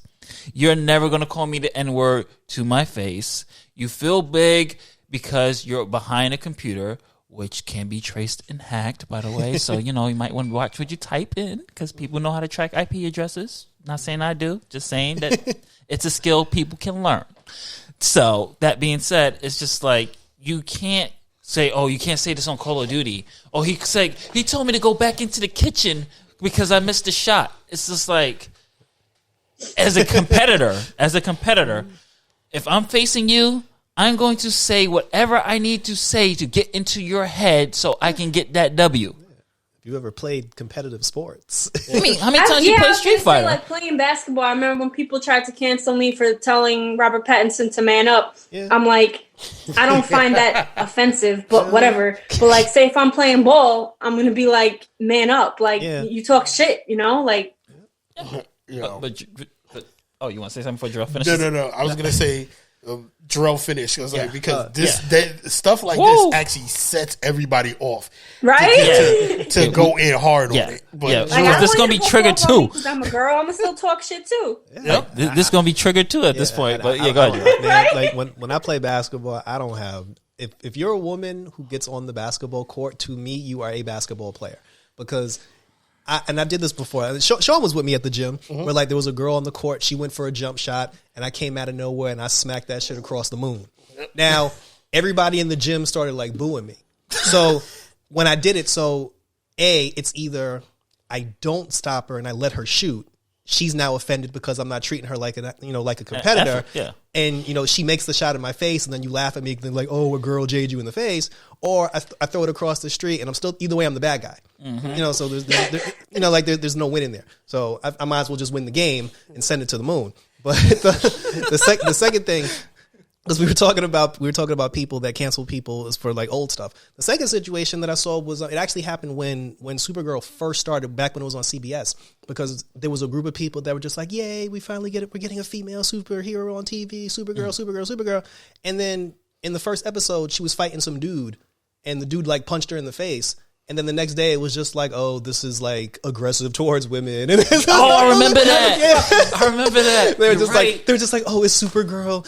Like sending the wrong message. I'm like, she's Supergirl. Right. And like the same thing when they tried to choke. What was it when Joker was choking Harley Quinn? It's like, hello. Yeah. Do you know who we're talking about? Yeah, these people are psychotic. And then even like Miley Cyrus, she was just like, oh, I don't know why the show is called Supergirl. That's like so inappropriate. And I'm like, because it's an old ass comic book.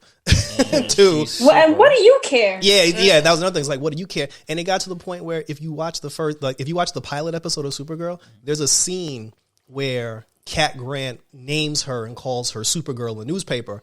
And then, Kara, Supergirl, she comes into the office. She's like, oh, we can't name her Supergirl. And then Cat was like, why? Exactly. she was like, if you think the word girl means anything less than, aren't you the one with the problem? Yep. So we can't win. You don't want to be X-Men, but you don't want to be girl. Yeah, that's what I'm saying. But I like the fact that they addressed that on the show. Like that was the show's way of saying this is why she's still called Supergirl. That's that CBS writing. Yeah. I gotta take my shots, man. Hey, CW stands for CBS Warner Brothers. But my whole thing with the X-Men stuff is take the political, take the social stuff out of it. from a business standpoint, because this is where the Harley Quinn movie slightly went wrong. Nobody knows. Like if you have a movie coming out and you go to the theater and you see the big marquee, are you going to rush to pay money for something that says X-Men or something that says mutants? People know what X-Men is. Mm-hmm. It's just like forget all the social stuff. It's just stupid to change it from a business standpoint. Harley Quinn the Harley Quinn movie should have never been called Birds of Prey, because casual people who don't know who the Birds of Prey are, they're not going to know what the movie is. Exactly. Which is why halfway through it they changed it to Harley Quinn and the Birds of Prey. That's why they. And it was a great Harley Quinn movie. It wasn't a Birds of Prey movie. Yeah, it was. It was just a poor decision. It was just it's Harley Quinn. People know Harley Quinn. Call it Harley Quinn. People know X-Men. Like mutants can mean anything. Like mutants could be some random film that some dude that I don't know about, non-comic related, came up with. But if you say, and I just thought you were talking about New Mutants. Didn't even watch that. But if you say X-Men, but if you specifically say X-Men, I know what that is. I'll pay to see that. So like I said, from a business standpoint, it's just like all the other stuff. Yes, I agree with everything else, but also from a business standpoint, like how are y'all even allowing that from a business standpoint? Yeah. Yep. But on a lighter note, let's move on to the next one. Why I gotta be lighter? You guys, because we went dark, we went triggered. I think at a certain point we were all just like, yo, everybody got mad for a second. Like, yo, no, this is triggered part 2. That's it. Yeah, no, it's just like everybody problems today. Like, it's like enough's enough. That's what I'm gonna say. On a lighter note, let me just go through this really quickly because I post this on Instagram. Robotech, the anime. They had back in the days. They had a Game Boy Advance game called the Macross Saga, and Nintendo just on the eShop they just literally just dropped the remake with no promotion, nothing. It's like, hey guys, here's a remaster of a Game Boy Advance game, and I just had to just do a quick review. It's freaking awesome. Like they've changed this. They use the actual soundtrack now from the actual show. It's not that little 8-bit type of sound. So I'm not sure if anyone played Game Boy Advance or Game Boy games, but I did. You did. So is there any Game Boy Advance game that you would like to see remastered or remade? Pokemon Silver. Oh, okay. Because the graphics would look a lot better. I just hated the bland coloring and like the little outline drawings. And me, Golden Sun, Dragon Ball. Anything Zelda. Oh yeah, what is it? Minish Caps. I forgot all about that. There's a lot of things out there. Dragon Ball, Goku, the beat 'em up Goku one, the Sonic games that came out for the GBA, the Ninja Turtle games that came out for GBA. There's a whole bunch of stuff. Golden Sun RPGs. So basically, hopefully this is the start. I'm gonna have them review up on Tuesday. Hopefully this is the start of many Game Boy Advance remasters. And for the love of God, Nintendo, you're sitting on cash. Release my GameCube games on the eShop. Release my Wii games on the eShop. Like you're sitting on cash. Yeah, you're literally sitting on cash. Like, yo, there's no new Star Fox games. Everybody's been asking for Star Fox. Everybody's asking for Metroid. You're literally every time Nintendo releases something, it's either Mario or Zelda or Smash Bros. It's like, bro, you sitting on IPs right now. Like, release them. Make some new games. Like, where's my new Kirby game? Where's my new Donkey Kong? It's like, just give me the Star Fox game so I can feel better. Like, that's the only thing I really played. Like, y'all just shitting it up. What was the last Star Fox game we got? Last one was for the Wii, I think. No, I think it was GameCube. Yeah, it's GameCube, I think. Because they did they remade, well, technically they remade Star Fox 64 for the DS. Yeah, 3D DS. Star Fox one 64, of the best games. That was fire. That whole game ripped off Independence Day. Come on, man. The original Star Fox is an Independence Day ripoff. Yeah. But Star Fox 64 was. We didn't get to your segment yet. It was probably one of the most fire games that came out for Star Fox, and then they did another one. But here's my thing: just please bring back Star Fox. It's not like Justin said. You sitting on cash, man. You're sitting on cash. Sega too. Like Sega got a whole bunch of IPs. Like me and Kenny talk about all the time. Sega got so much games that can re-release, remaster. Like, give me a new House of the Dead. Give me there's so much stuff y'all sitting on. It's just like, nah. Like, you putting and I'm gonna just say this, and then we're gonna go into Superman and Lois real quick. You're putting NES on there, Super Nintendo. That's cool. That's cool. I could play that for free. That's nice, as long as I have a subscription. Excellent. But what about 64? What about GameCube, especially GameCube? And for the love of God, release Fatal Frame. Damn it, y'all sitting on. Damn it, let's just go to Superman and Lois. Like, I'm going to go into another rant. So, the Arrowverse. Why you gotta say it like that? Has a show that kind of doesn't recognize it as an Arrowverse show, at least for the first 2 episodes. It really feels like its own standalone thing with Superman and Lois. And I have to admit, I'm pretty damn shocked because the production is way higher, way bigger budget. Thank you, HBO. Appreciate it. Way bigger budget. Looks better than Justice League. Wow. Well, I actually watched it. I was impressed. Shit. Well, I'm going to see if you say the same thing March 18th. So. I know. Let's see. I'm waiting. I mean, I allow Justice League slander because I wasn't that happy either. Oh, we don't call it. It's not the real league though. That's Justice League. The Whedon cut. The Whedon cut. I'm But about tired of y'all slandering Josh Whedon. Josh Whedon got to deal with his Me Too right now. Okay, that man has bought you gold forever. Oh no! And because somebody on Buffy is mad because Josh was like, "Yo, you get a little long in the pants over there. You need to straighten that out." You know? Hold on. You Buffy and Firefly guys would defend that dude for the rest of y'all lives. Yeah, like because Justin said it's because Josh said a few terrible things. Y'all out there crucifying that man, and y'all won't blame him for Justice League, even though you know Warner Brothers look at Snyder like, "Yeah, I'm sick of this shit. You gotta go." Like, come on. Snyder's gonna restore the natural order of DC. Not according to him. Snyder said, "I'm dropping my piece and I'm out." Yeah, but Superman and Lois, I was actually really surprised with it. I enjoyed both episodes. And for me, the production compared to other Arrowverse shows, I think the production they really, especially the fight sequences, I thought was really good. I feel like it was on the same production value as Titans and Swamp Thing and Doom Patrol. Yeah. So that's how you not Stargirl.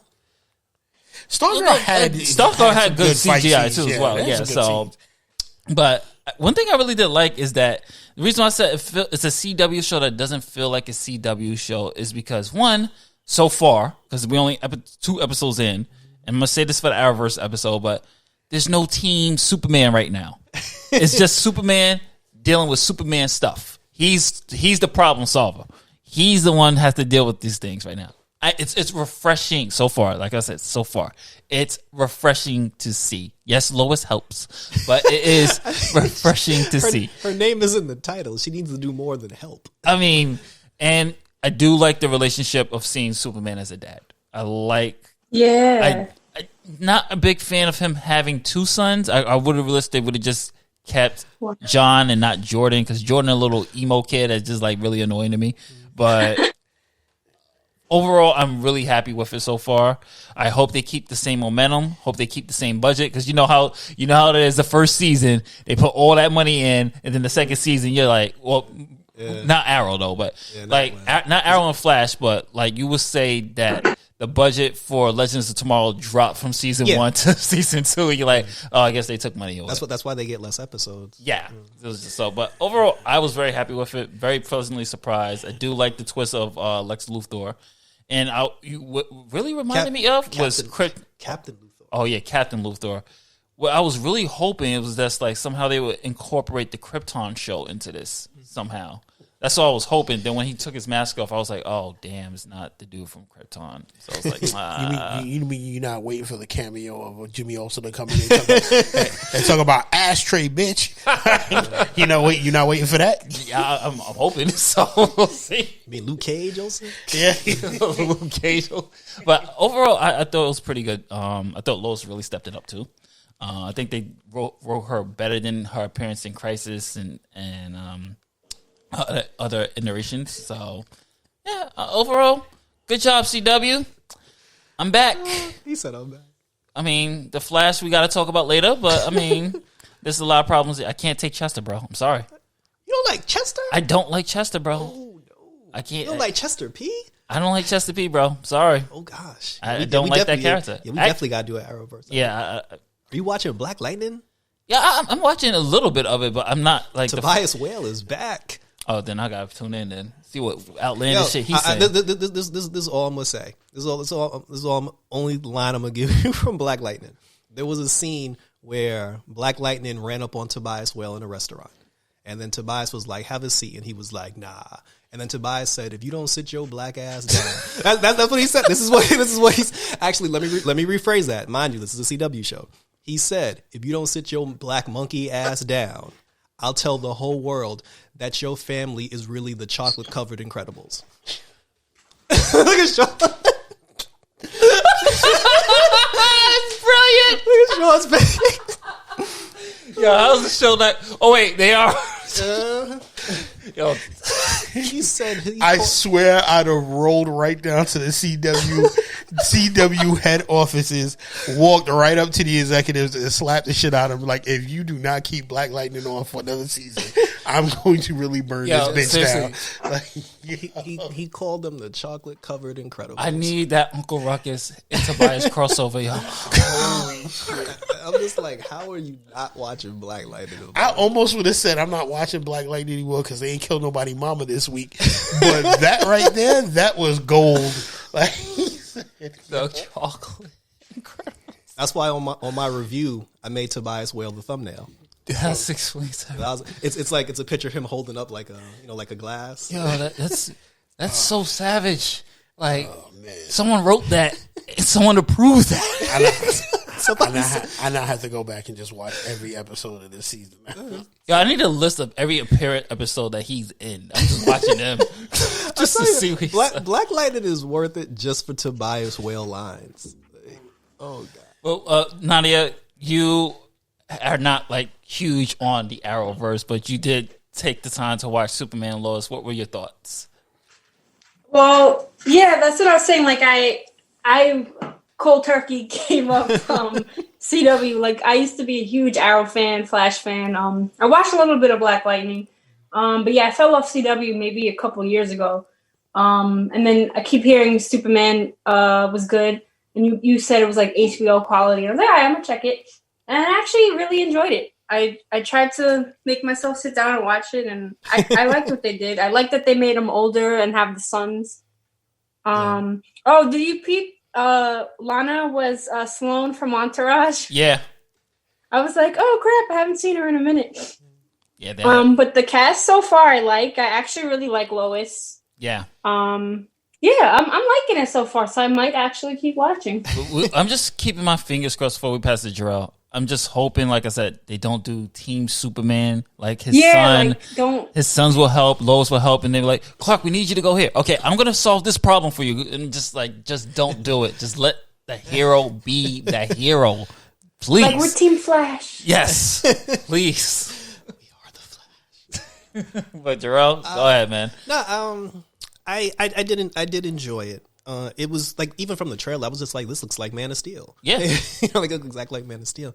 Well, Nadia, you said you never watched Crisis, which you should, but they gave him the children in Crisis because in episode 1 of Crisis, he just had a brand new baby boy, Jonathan. and then like after Crisis, he now got 2 grown ass kids. So so I thought Crisis changed that whole thing in his story, but I enjoy the fact that because he's Superman.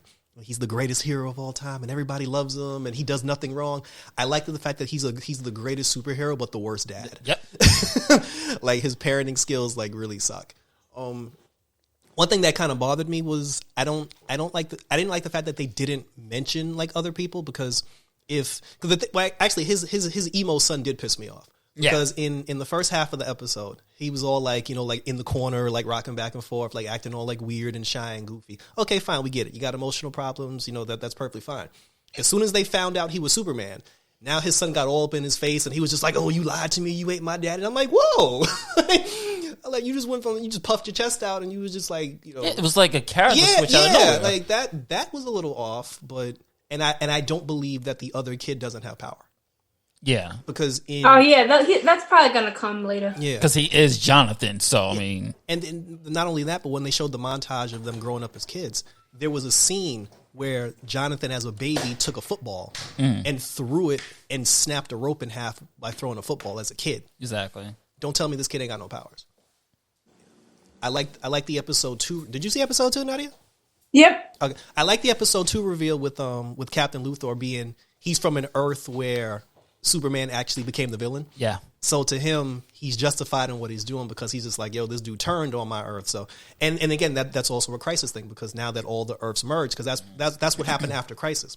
Because all the Earths merged into one Earth, certain characters from other Earths dropped in, ended up on Earth Prime. So he's obviously one of those people. So yeah, no, I do want to see where it goes. It is interesting that, I mean, I guess if you want to talk about his team, the only person on his team is really the General. Yeah. You know, because he does report to the General, which goes back to season 2 of Supergirl, because when they introduced Superman on Supergirl, they had this whole conversation about Clark doesn't want to work with the government because he doesn't agree with the government. They were very adamant, like Clark doesn't work for the government, and now he's working with the government, you know, because he's married to the government's daughter. And I like the little stuff too. I like the fact that they're in Kansas. Actually, I was very happy they got out of the Daily Planet. Yeah.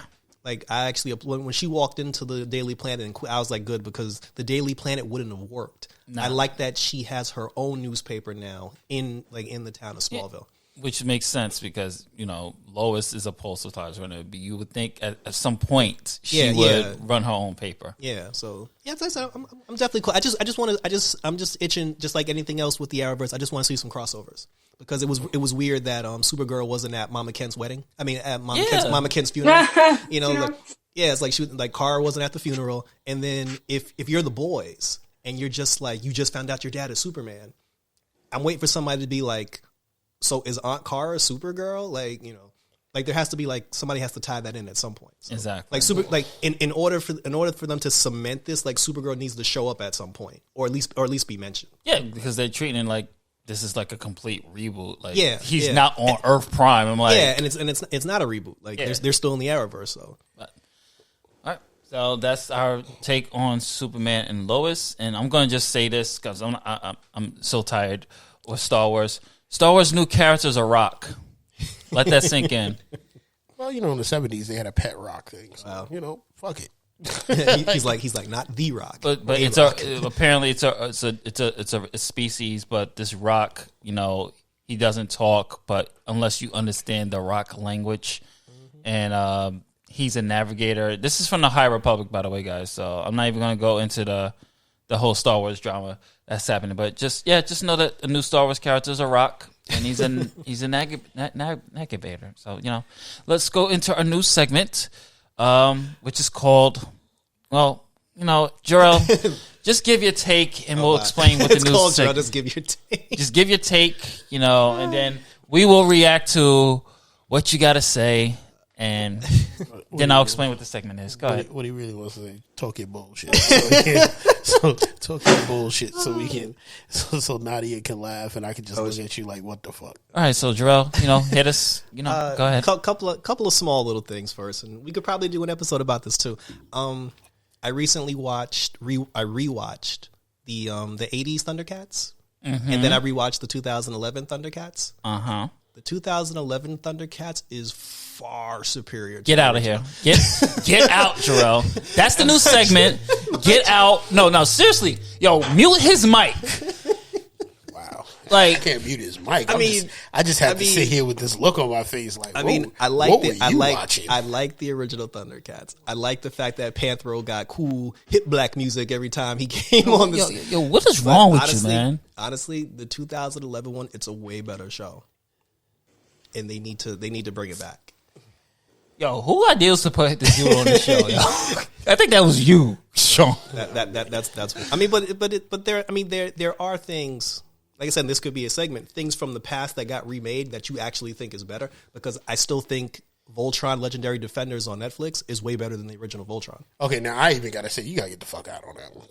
You didn't watch Voltron: Legendary Defenders? Yeah, like that is hands down. You think the original Voltron is better than the one on Netflix? The original Voltron bent the new Defenders one's mother over and asserted its dominance for her. Nah. You didn't even watch it. No, I did watch it. Not you. I'm talking to Justin. Oh hell no! Yeah, but there's no. I might let you slide on the Thundercats thing because there ain't no sliding with that. I was like, let me check that out and see what it is because I haven't seen the new one. But I watch the new one is darker. It's a darker. It's during the era of the Batman Begins when they had to reboot everything to be more dark and gritty. Yeah, like Terry McGinnis is lying though. Yeah, I can get that, but to say like Voltron Defenders is better than the original Voltron, yo, man, you gotta stop smoking that Kush before you get on this show. Like hell no, like yo, I ain't co-signing that. That's the one thing I'll give the reverse to. The original She-Ra is way better than the new She-Ra. Oh hell yes! Yeah. Oh hell yes! By mileage. I mean, I enjoyed certain aspects of the new She-Ra, but I rewatched the original that one. Like art style's terrible. Yeah. Yo, Nadia, you gotta come in on this. This man is really going his. I haven't seen any of the new ones, so I can't make a comment. Like, well, you could the Voltron Thundercats are loose. The Voltron Legendary Defenders is on Netflix. I mean, you got to illegally find the Thundercats. Yo, how do you bravely say these things? Because it's just, like you know, If they find it on the stick, we know what that means. like, yo. I mean, I started watching the original Thundercats. I got up to season 2. And then I was just like, okay, this was cool for nostalgia, but I'm kind of getting bored now. So I was like, let me pop in the new joint. I watched the new joint all the way through, and then it was over. I was like, why is this not continuing? Because they realized that the original's superior. Nah. Like, I can give you 50-50 on the Thundercats thing. Like, I can sit down and see. There's no 50-50 here. But there is no way, and The Rock says no way, that you're going to sit here with a straight look on your face and look me right in the ocular and tell me that, like, the Netflix Voltron is better? The Netflix Voltron was better than the original Voltron. Like, the Netflix Voltron isn't even better than the Cars Voltron. Wow. Like, wow. And I wasn't even feeling that one. Hell, I'm even going as far as the Netflix Voltron only is superior to the 3 Robots Voltron that got like 5 episodes on the show somewhere. That's like someone come up to me and saying Dragon Ball is better than Dragon Ball Z. And it's just like, nah, bro. I mean, it's the same universe. It's a continuation. Yeah. Like, but you have to watch it. Like, you have to watch. Like, it's different for Justin because Justin didn't see the original. See, Sean, I've seen the original Voltron. I haven't even seen the Netflix one yet. Yeah, you didn't see the new one. I mean, but I thought that the Netflix one was a continuation. I thought. Oh no, it was a full reboot. The continuation was the one that came on Nickelodeon. Oh, okay, that's what. Yeah. That's the one that's when we did the Voltron interview. Oh, okay, now that was the one. That was one on Nickelodeon. Okay. I'm talking about the Netflix original series Voltron Legendary Defender. It's a complete reboot. The story is told way better than the original. They actually have reasons for why their costume colors don't match the lions. It's just it's a better show. Jarrell just broke me, folks. But if you want to know what this segment is, the reason why we just told Jarrell to get out because that's the name of the segment. Get out, Jarrell. Jarrell shares his unpopular. Whose man's is this? Yeah, exactly. It should really be who man's is this. Get out, not in a good way. You might have to walk home on this one, yeah. Like, I can't even let you get in the car. So aside from the fact that it was the original, give me one reason why the original Voltron is better than the new one. I didn't think the story was bad from the new remake. I didn't like this explanation of the colors. I just, you know what it is? The original Voltron was made at a time where anime was very gritty, and I did like what it was. It's not so much nostalgia. When I watched the original, it's because what's funny is I have the originals on DVD and so do I. Yeah, and I just liked what it was, but I didn't dislike the new one, but I just don't. It's not better than the original for me. It was a good go at it. I don't think it was like, okay, I like the original. This one just sucks completely. But if you're asking me which one do I feel is a better product, I'm gonna have to go with the original. When it comes like with the Thundercats thing, I can give you 50-50 on that because I can see the dark side of the Thundercats and how the original one only went dark like later in episodes. And it was only a few episodes at a time. So that was like a little refreshing, but you can teeter me any way if you come up with a good explanation by why one was better than the other. I might go, okay, you make a good point about that. But when it comes to Voltron, you're not gonna convince me that like I literally look at that like you're not better than the Cars, and I'm like, and I wasn't always thrilled with the Cars Voltron. Like you're not better than that. Like, so. No, but that's and again, this isn't me saying one is bad versus the other. It's just you prefer. Yeah, it's just like watching both stories. I think one story was far superior than the other story. But the reboot didn't teach you life lessons, did they? They ain't had that preaching moment with that next. Well, we didn't get that in Voltron anyway. No, I mean like for the Thundercats. Like it's just like I mean I could watch my original versions and like if I have a kid, I can put my kid in front of the original Thundercats and be like, yo, learn something. I will say that the original Thundercats, I give them this like the sound, the music, like the soundtrack, I thought was far superior than the new one because I didn't realize this until I was an adult. Each individual Thundercat got their own theme song. Got their own theme. Hell, even the damn Thunder Tank got its own theme song. Yeah. Now I'm gonna be honest with you. I'm gonna have to agree with Jerome with something. Yo, I didn't even take the life lessons from G.I. Joe. Okay? So you're not going to convince me that the Thundercats lessons had any impact on me. I mean, I'm going to be honest. G.I. Well, Joe, you how old were you when Thundercats came out? I was both of you. Like, Thundercats was like, what, 86? Yeah, I was still a kid. I was 6 years old in 1986. Yeah, like... I watched it in the 90s. Then, you watched it? Yeah, I watched that at 4. So that shit had Thundercats didn't really come out in the 80s. Thundercats was close to the 90s. Thundercats was like late 89 going in. But my thing is, like, I didn't listen to the lessons. I used to just wonder why, like, in G.I. Joe, some dude dressed in some different costume used to come up to tell me a life lesson. I'd be like, yo, man, stranger danger, man. You gotta... my favorite PSA is the black dude in the mirror. I mean, Doc, when they about to take the drugs. That's he's what just I'm like, saying. that is a prescription for danger. You're like, yo, how'd you get in the backyard? I'm like, yo, my dude, why are you in my backyard in here? And how did you know I was about to pop these perks? Yeah, these perks. Well, Thundercats didn't do that, but like Justin said, you knew the Thundercat lesson was coming because they slowed down the theme song. Yeah. When you get that you're like, oh shit, you about to tell me something. Yeah.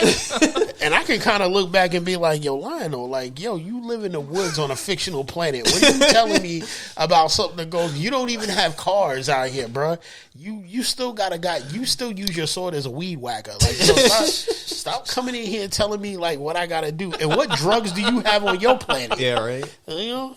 They actually did both series did a good job with the Robert Burbles. Yeah. You fighting lizards and robot bears. Like, come on, man. Like, yo, man, come on, man. They had some good life lessons. Yeah, no, I mean they did. I mean, nothing's gonna beat Safari Joe, but you know, that's one thing they didn't have. The new one didn't have Safari Joe.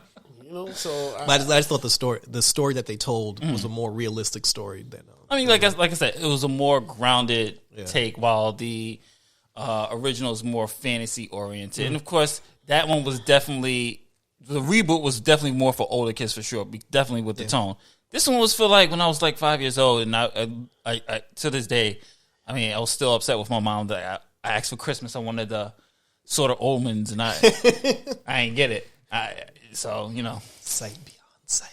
If you want, there's a dude on Amazon that sells like both the sort of omens. No, he sells the sort of omens. It's semi-real, and you have one that's the size of the dagger, and the other one that's the size of the full sword. Y'all gonna see me on ONG like, yo, finally got it. And I like, he really bought the soda on his really Negro. I'm pretty sure Nadia and Jarrell. I'm pretty sure Nadia and Jarrell agree with me. You can hold that sword up all you want. We not coming. Like, do next show. No, we're not doing the show no more. What happened? You brought the soda omens for some reason. Just because you screen hold. Like, don't mean I'm running. I'll be like, Nadia probably turn around like, who are you talking about? Like, you ain't my lord. Otakus Geeks. Oh, so you're like, no, we ain't doing a show. They made fun of him on Robot Chicken. Yeah, they had Lionel. I love Robot Chicken. Yeah, they had Lionel walking up to random women, pointing, going, "Ho!" I missed that show. But it's on HBO Max. That was Jarrell's Very unpopular opinion. I think you go. Look. I mean, this is going to have a lot of people foaming out the mouth with that one, especially the Voltron one. Watch Voltron, Legendary Defender. I'm waiting for him to disrespect one of Nadia's beloved shows and listen to her going off. I'm waiting for him to come out and go like, you know what, hentai's better than real porn. You just like, say, I got something for Justin. I don't know. I might have to be on this side with that one sometimes. Right? Depends on what you watch. You might also say it now because now I'm curious. Nah, we're at the end of the podcast. Okay, because like the one I got for Justin, we need to start the podcast with the segment just so he can get everything out of his system. Okay, Jesus Christ. But our last topic, since it is Women's History Month for March, we're just gonna talk a little bit really quickly about who some of our female characters are, or if you have favorite female directors, creators, musicians, it don't matter. Any medium, just go off. Sean, we're not going to start with the woman. Oh, you could start with. Oh yeah, it's Women's History Month. You're about to get canceled. Sorry, I forgot. Nadia, would you like to go? No. Choosing Nadia first is misogynistic. We have to ask Nadia. Nadia, would you like to go first? Yeah. Okay, there you go. It's your privilege. So I'm gonna do characters first. Mm-hmm. Some of my favorite female characters are, I don't know if any of you watch Vikings, Lagatha. She was a famous shields woman, so she's badass and she had power and she could fight. Mm-hmm. And the actress that plays her actually does some of her own stunts. She actually would have been my choice for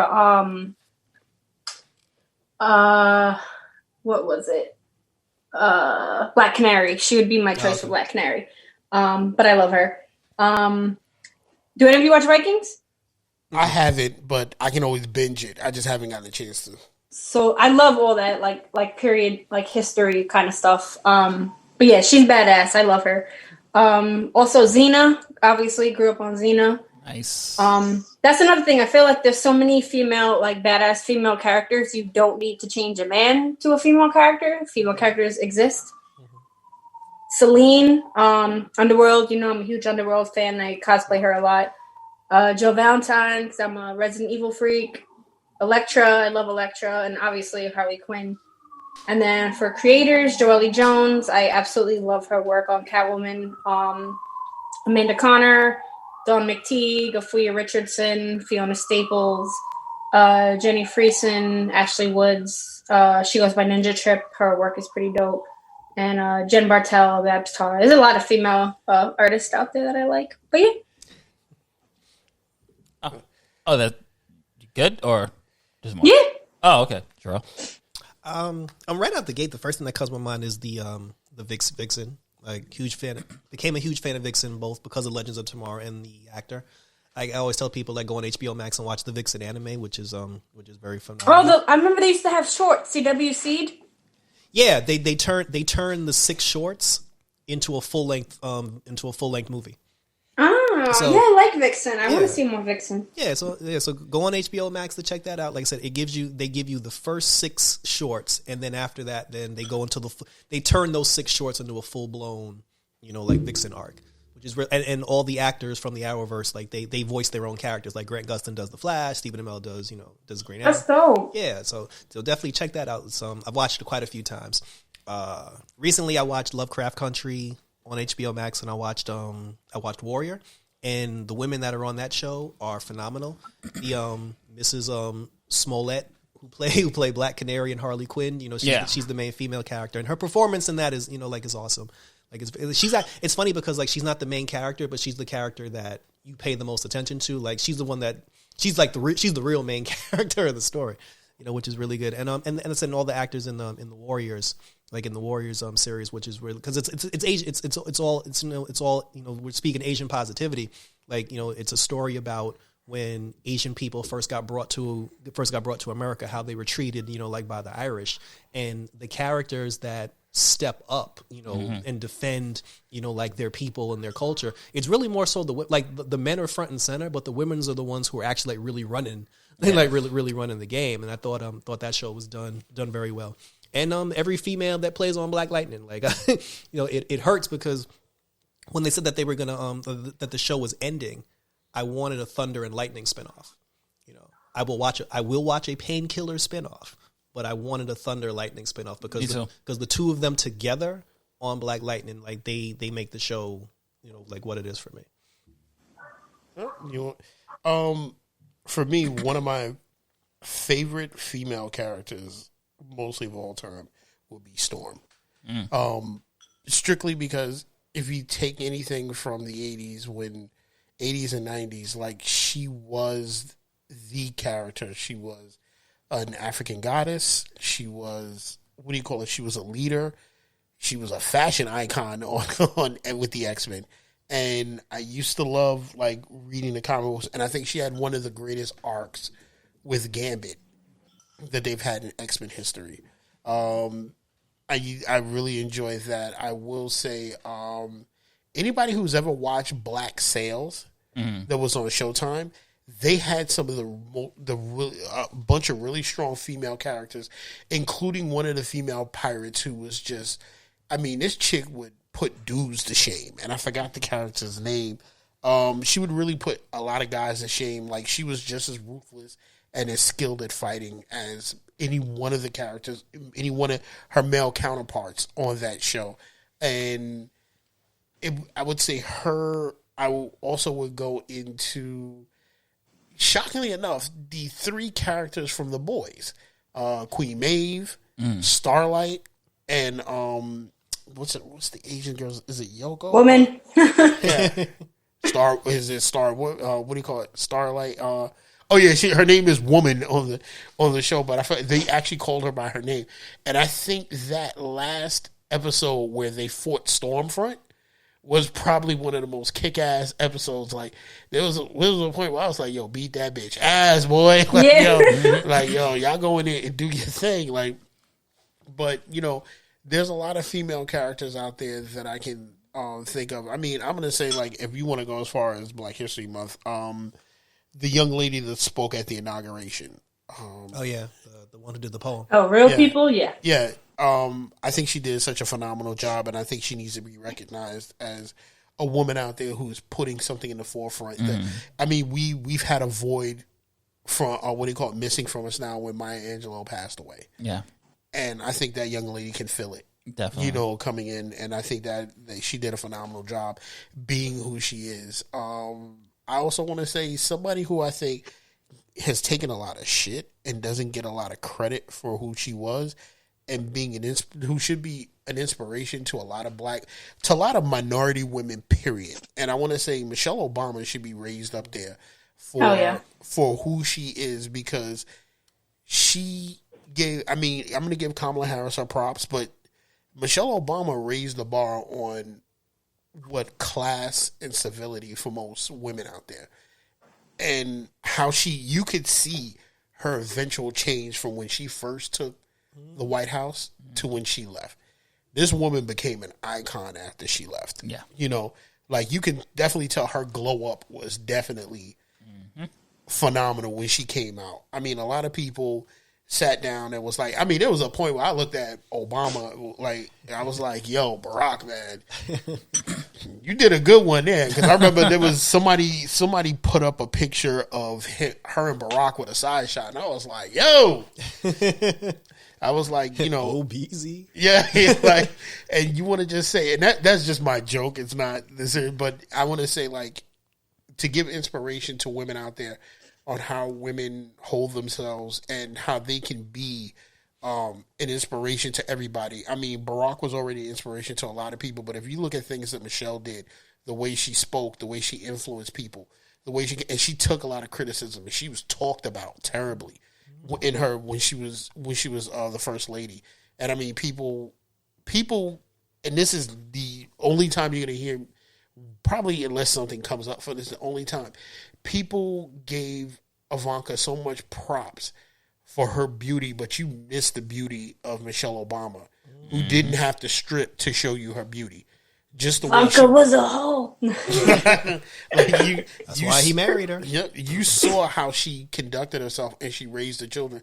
And regardless of what people want to sit down and say, oh, well, Barack's kids do this. Like, kids grow up to be their own person. But if you look at how Michelle kept them kids in line, you're not hearing wild stuff about, you know, the Obama's kids out there. I mean, you may hear like somebody was like, oh, one of them was out there at what's that fest that's out there in L.A.? Chocella. Oh yeah, what do you call it? Chocella. Coachella. Yeah. They were like, oh, she was at Coachella, and you know somebody caught her with a boy. That's what Coachella is for. Yeah, they had no scandals. People were looking for shit. Yeah, like everybody was out there. Seriously, I think some of the Bush twins was out there at Coachella passing the blunt. Like you. That's what. When you become a teenie, when you become an adult, and you decide to go out there, just because you're the president's kids, don't mean you're not a regular adult. So you're gonna go to parties. You're gonna go do this. So. Who cares?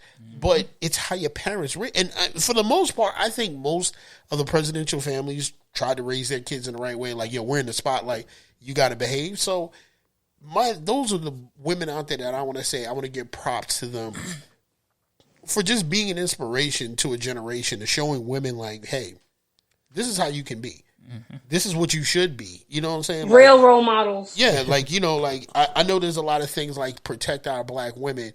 But guess what? They're showing you what it's like to sit out there and hold them to a high regard. Mm-hmm. You know what I'm saying? They ain't out there twerking, doing some wild stuff. They're out there saying, we're trying to make change. And for one thing, this woman went into the White House and put up a vegetable garden and said, look, I know as being a black woman, what diseases and things we face every day from the foods that we pick. This is where we need to be. You know, like, you got to give her props for that. She's trying to change the culture. And let's not worry about somebody's looks. Beauty is in the eye of the beholder. If you love someone and they're beautiful to you, you ain't got to worry about everybody else. Yeah, and you know what I'm saying? And Michelle Obama was a beautiful woman. So let's cut the bullshit and just say, like, this what, you know what I'm saying? These are women we need to uphold. So I'm going to turn that to Justin. Well, for me, I'm going to start off with characters. And me, I grew up obviously watching more anime than cartoons and everything else. So mine is going to be more of the anime manga realm. So some of my favorite female characters, definitely Makoto from Ghost in the Shell, a.k.a. the Major, for those who know her as the Major. You got Kagome from Inuyasha. My favorite of all time is Masato Kasaragi from Neon Genesis. And the reason why I say that, I praise Masato all the time. Like, even with my work, Sakura is modeled after Masato. Masato is what I see is one of the best archetypes how to write a character, just a human character. Like, when we're first introduced to her, she is this bubbly party girl. But as the series goes on, you see that she's really, really flawed. She has daddy issues. She's an alcoholic. She's in a bad relationship with a guy who constantly flirts. And she's dealing with depression just like Shinji is. But the way she carries herself is just like, wow, she still goes on. She doesn't put herself in a shell like Shinji does. She just keeps going head to head. Brilliant character. Sarah from Now and Then, Here and There. And then we have some good, fun, action, badass characters such as Faye Valentine from Cowboy Bebop. Mm-hmm. You have, of course, I cannot mention anime without Sailor Moon. Definitely the Sailor Moon girls. You have they were a little whiny though. I mean, but they were one of the first. I'm not saying that one of the first, but they're one of the most American, popular all-girl animes that really impacted in America. So they definitely are worthy of that praise. To transition into comics, I mean, there's a little bit more, but I'll be here all day naming anime characters. If I miss one, sorry. To transition into comics, definitely love Catwoman is my favorite. Love the Selena Kyle arc. Wonder Woman, of course. Believe it or not, I love Mary Jane. Big fan of Gwen Stacy. Especially, I think Gwen Stacy was the first time I actually read that a comic book character died and didn't come back for a while.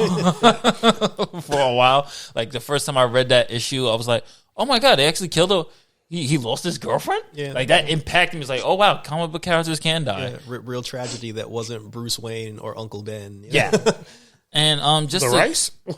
yeah, and just to give some shout outs to some female creators, going back to the manga, you have I'm gonna box the Japanese names. My pronunciation sucks. You have Romiko Takahashi. She is the creator of Inuyasha. Yes, a woman. Believe it or not, people always think a man created Inuyasha. A woman created Inuyasha. I actually can see that though. Yeah, like a woman created Inuyasha. A woman actually created Full Metal Alchemist. Hiromu. Sorry. Okay, I'm trying, guys. I'm trying. There's too many K's. Like I said, my Japanese sucks. Natsuki Takanaka, she created Fruit Basket. Ashley will definitely tell you that. And just, if you want to go to real life, well, of course they're real life figures, but if you want to go to the political spectrum, of course, innovators like Susan B. Anthony, Maya Angelou,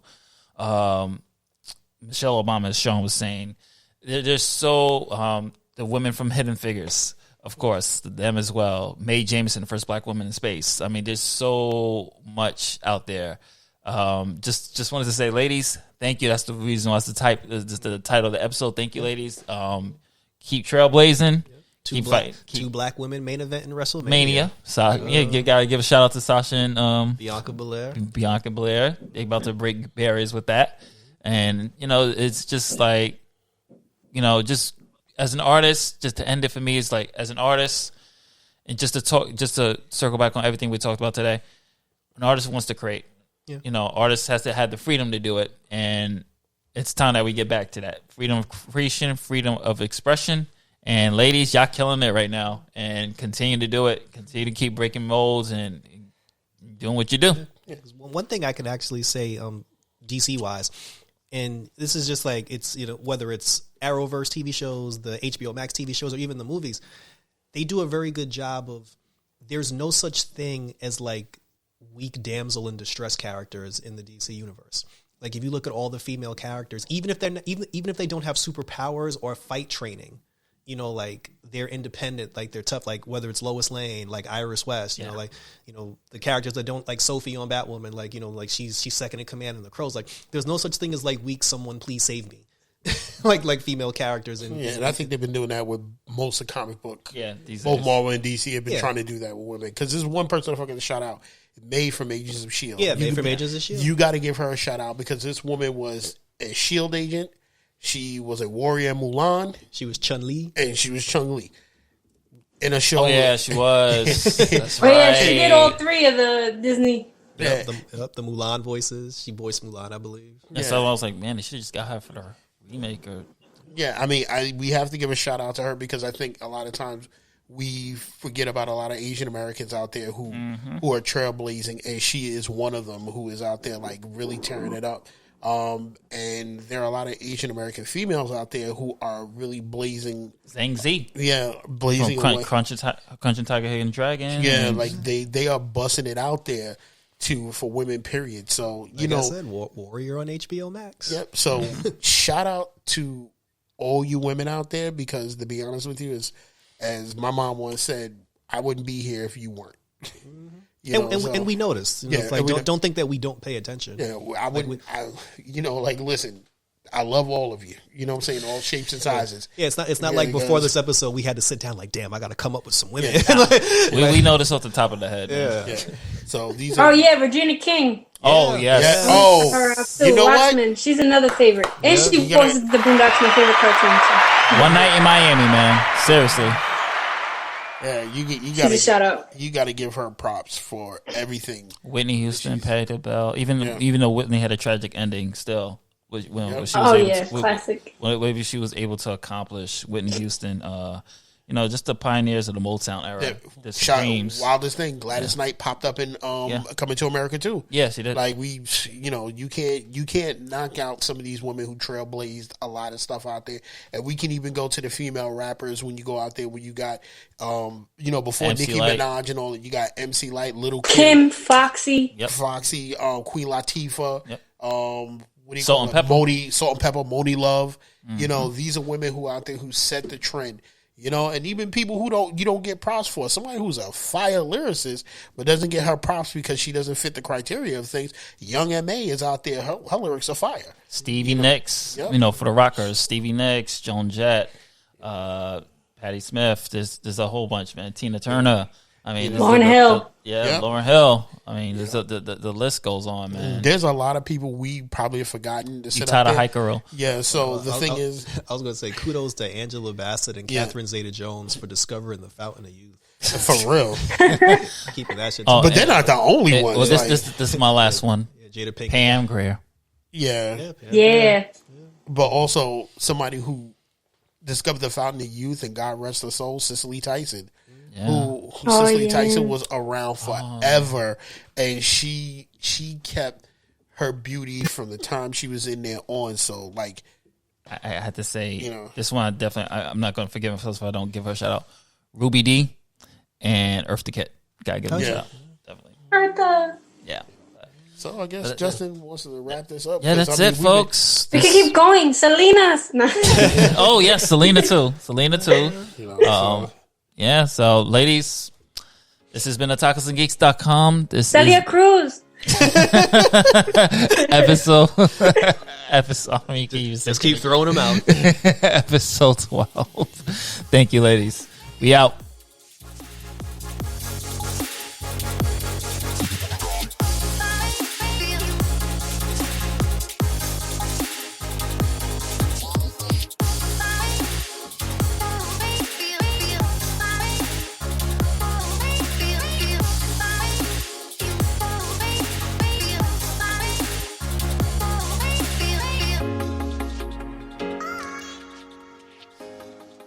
Yeah, I was going to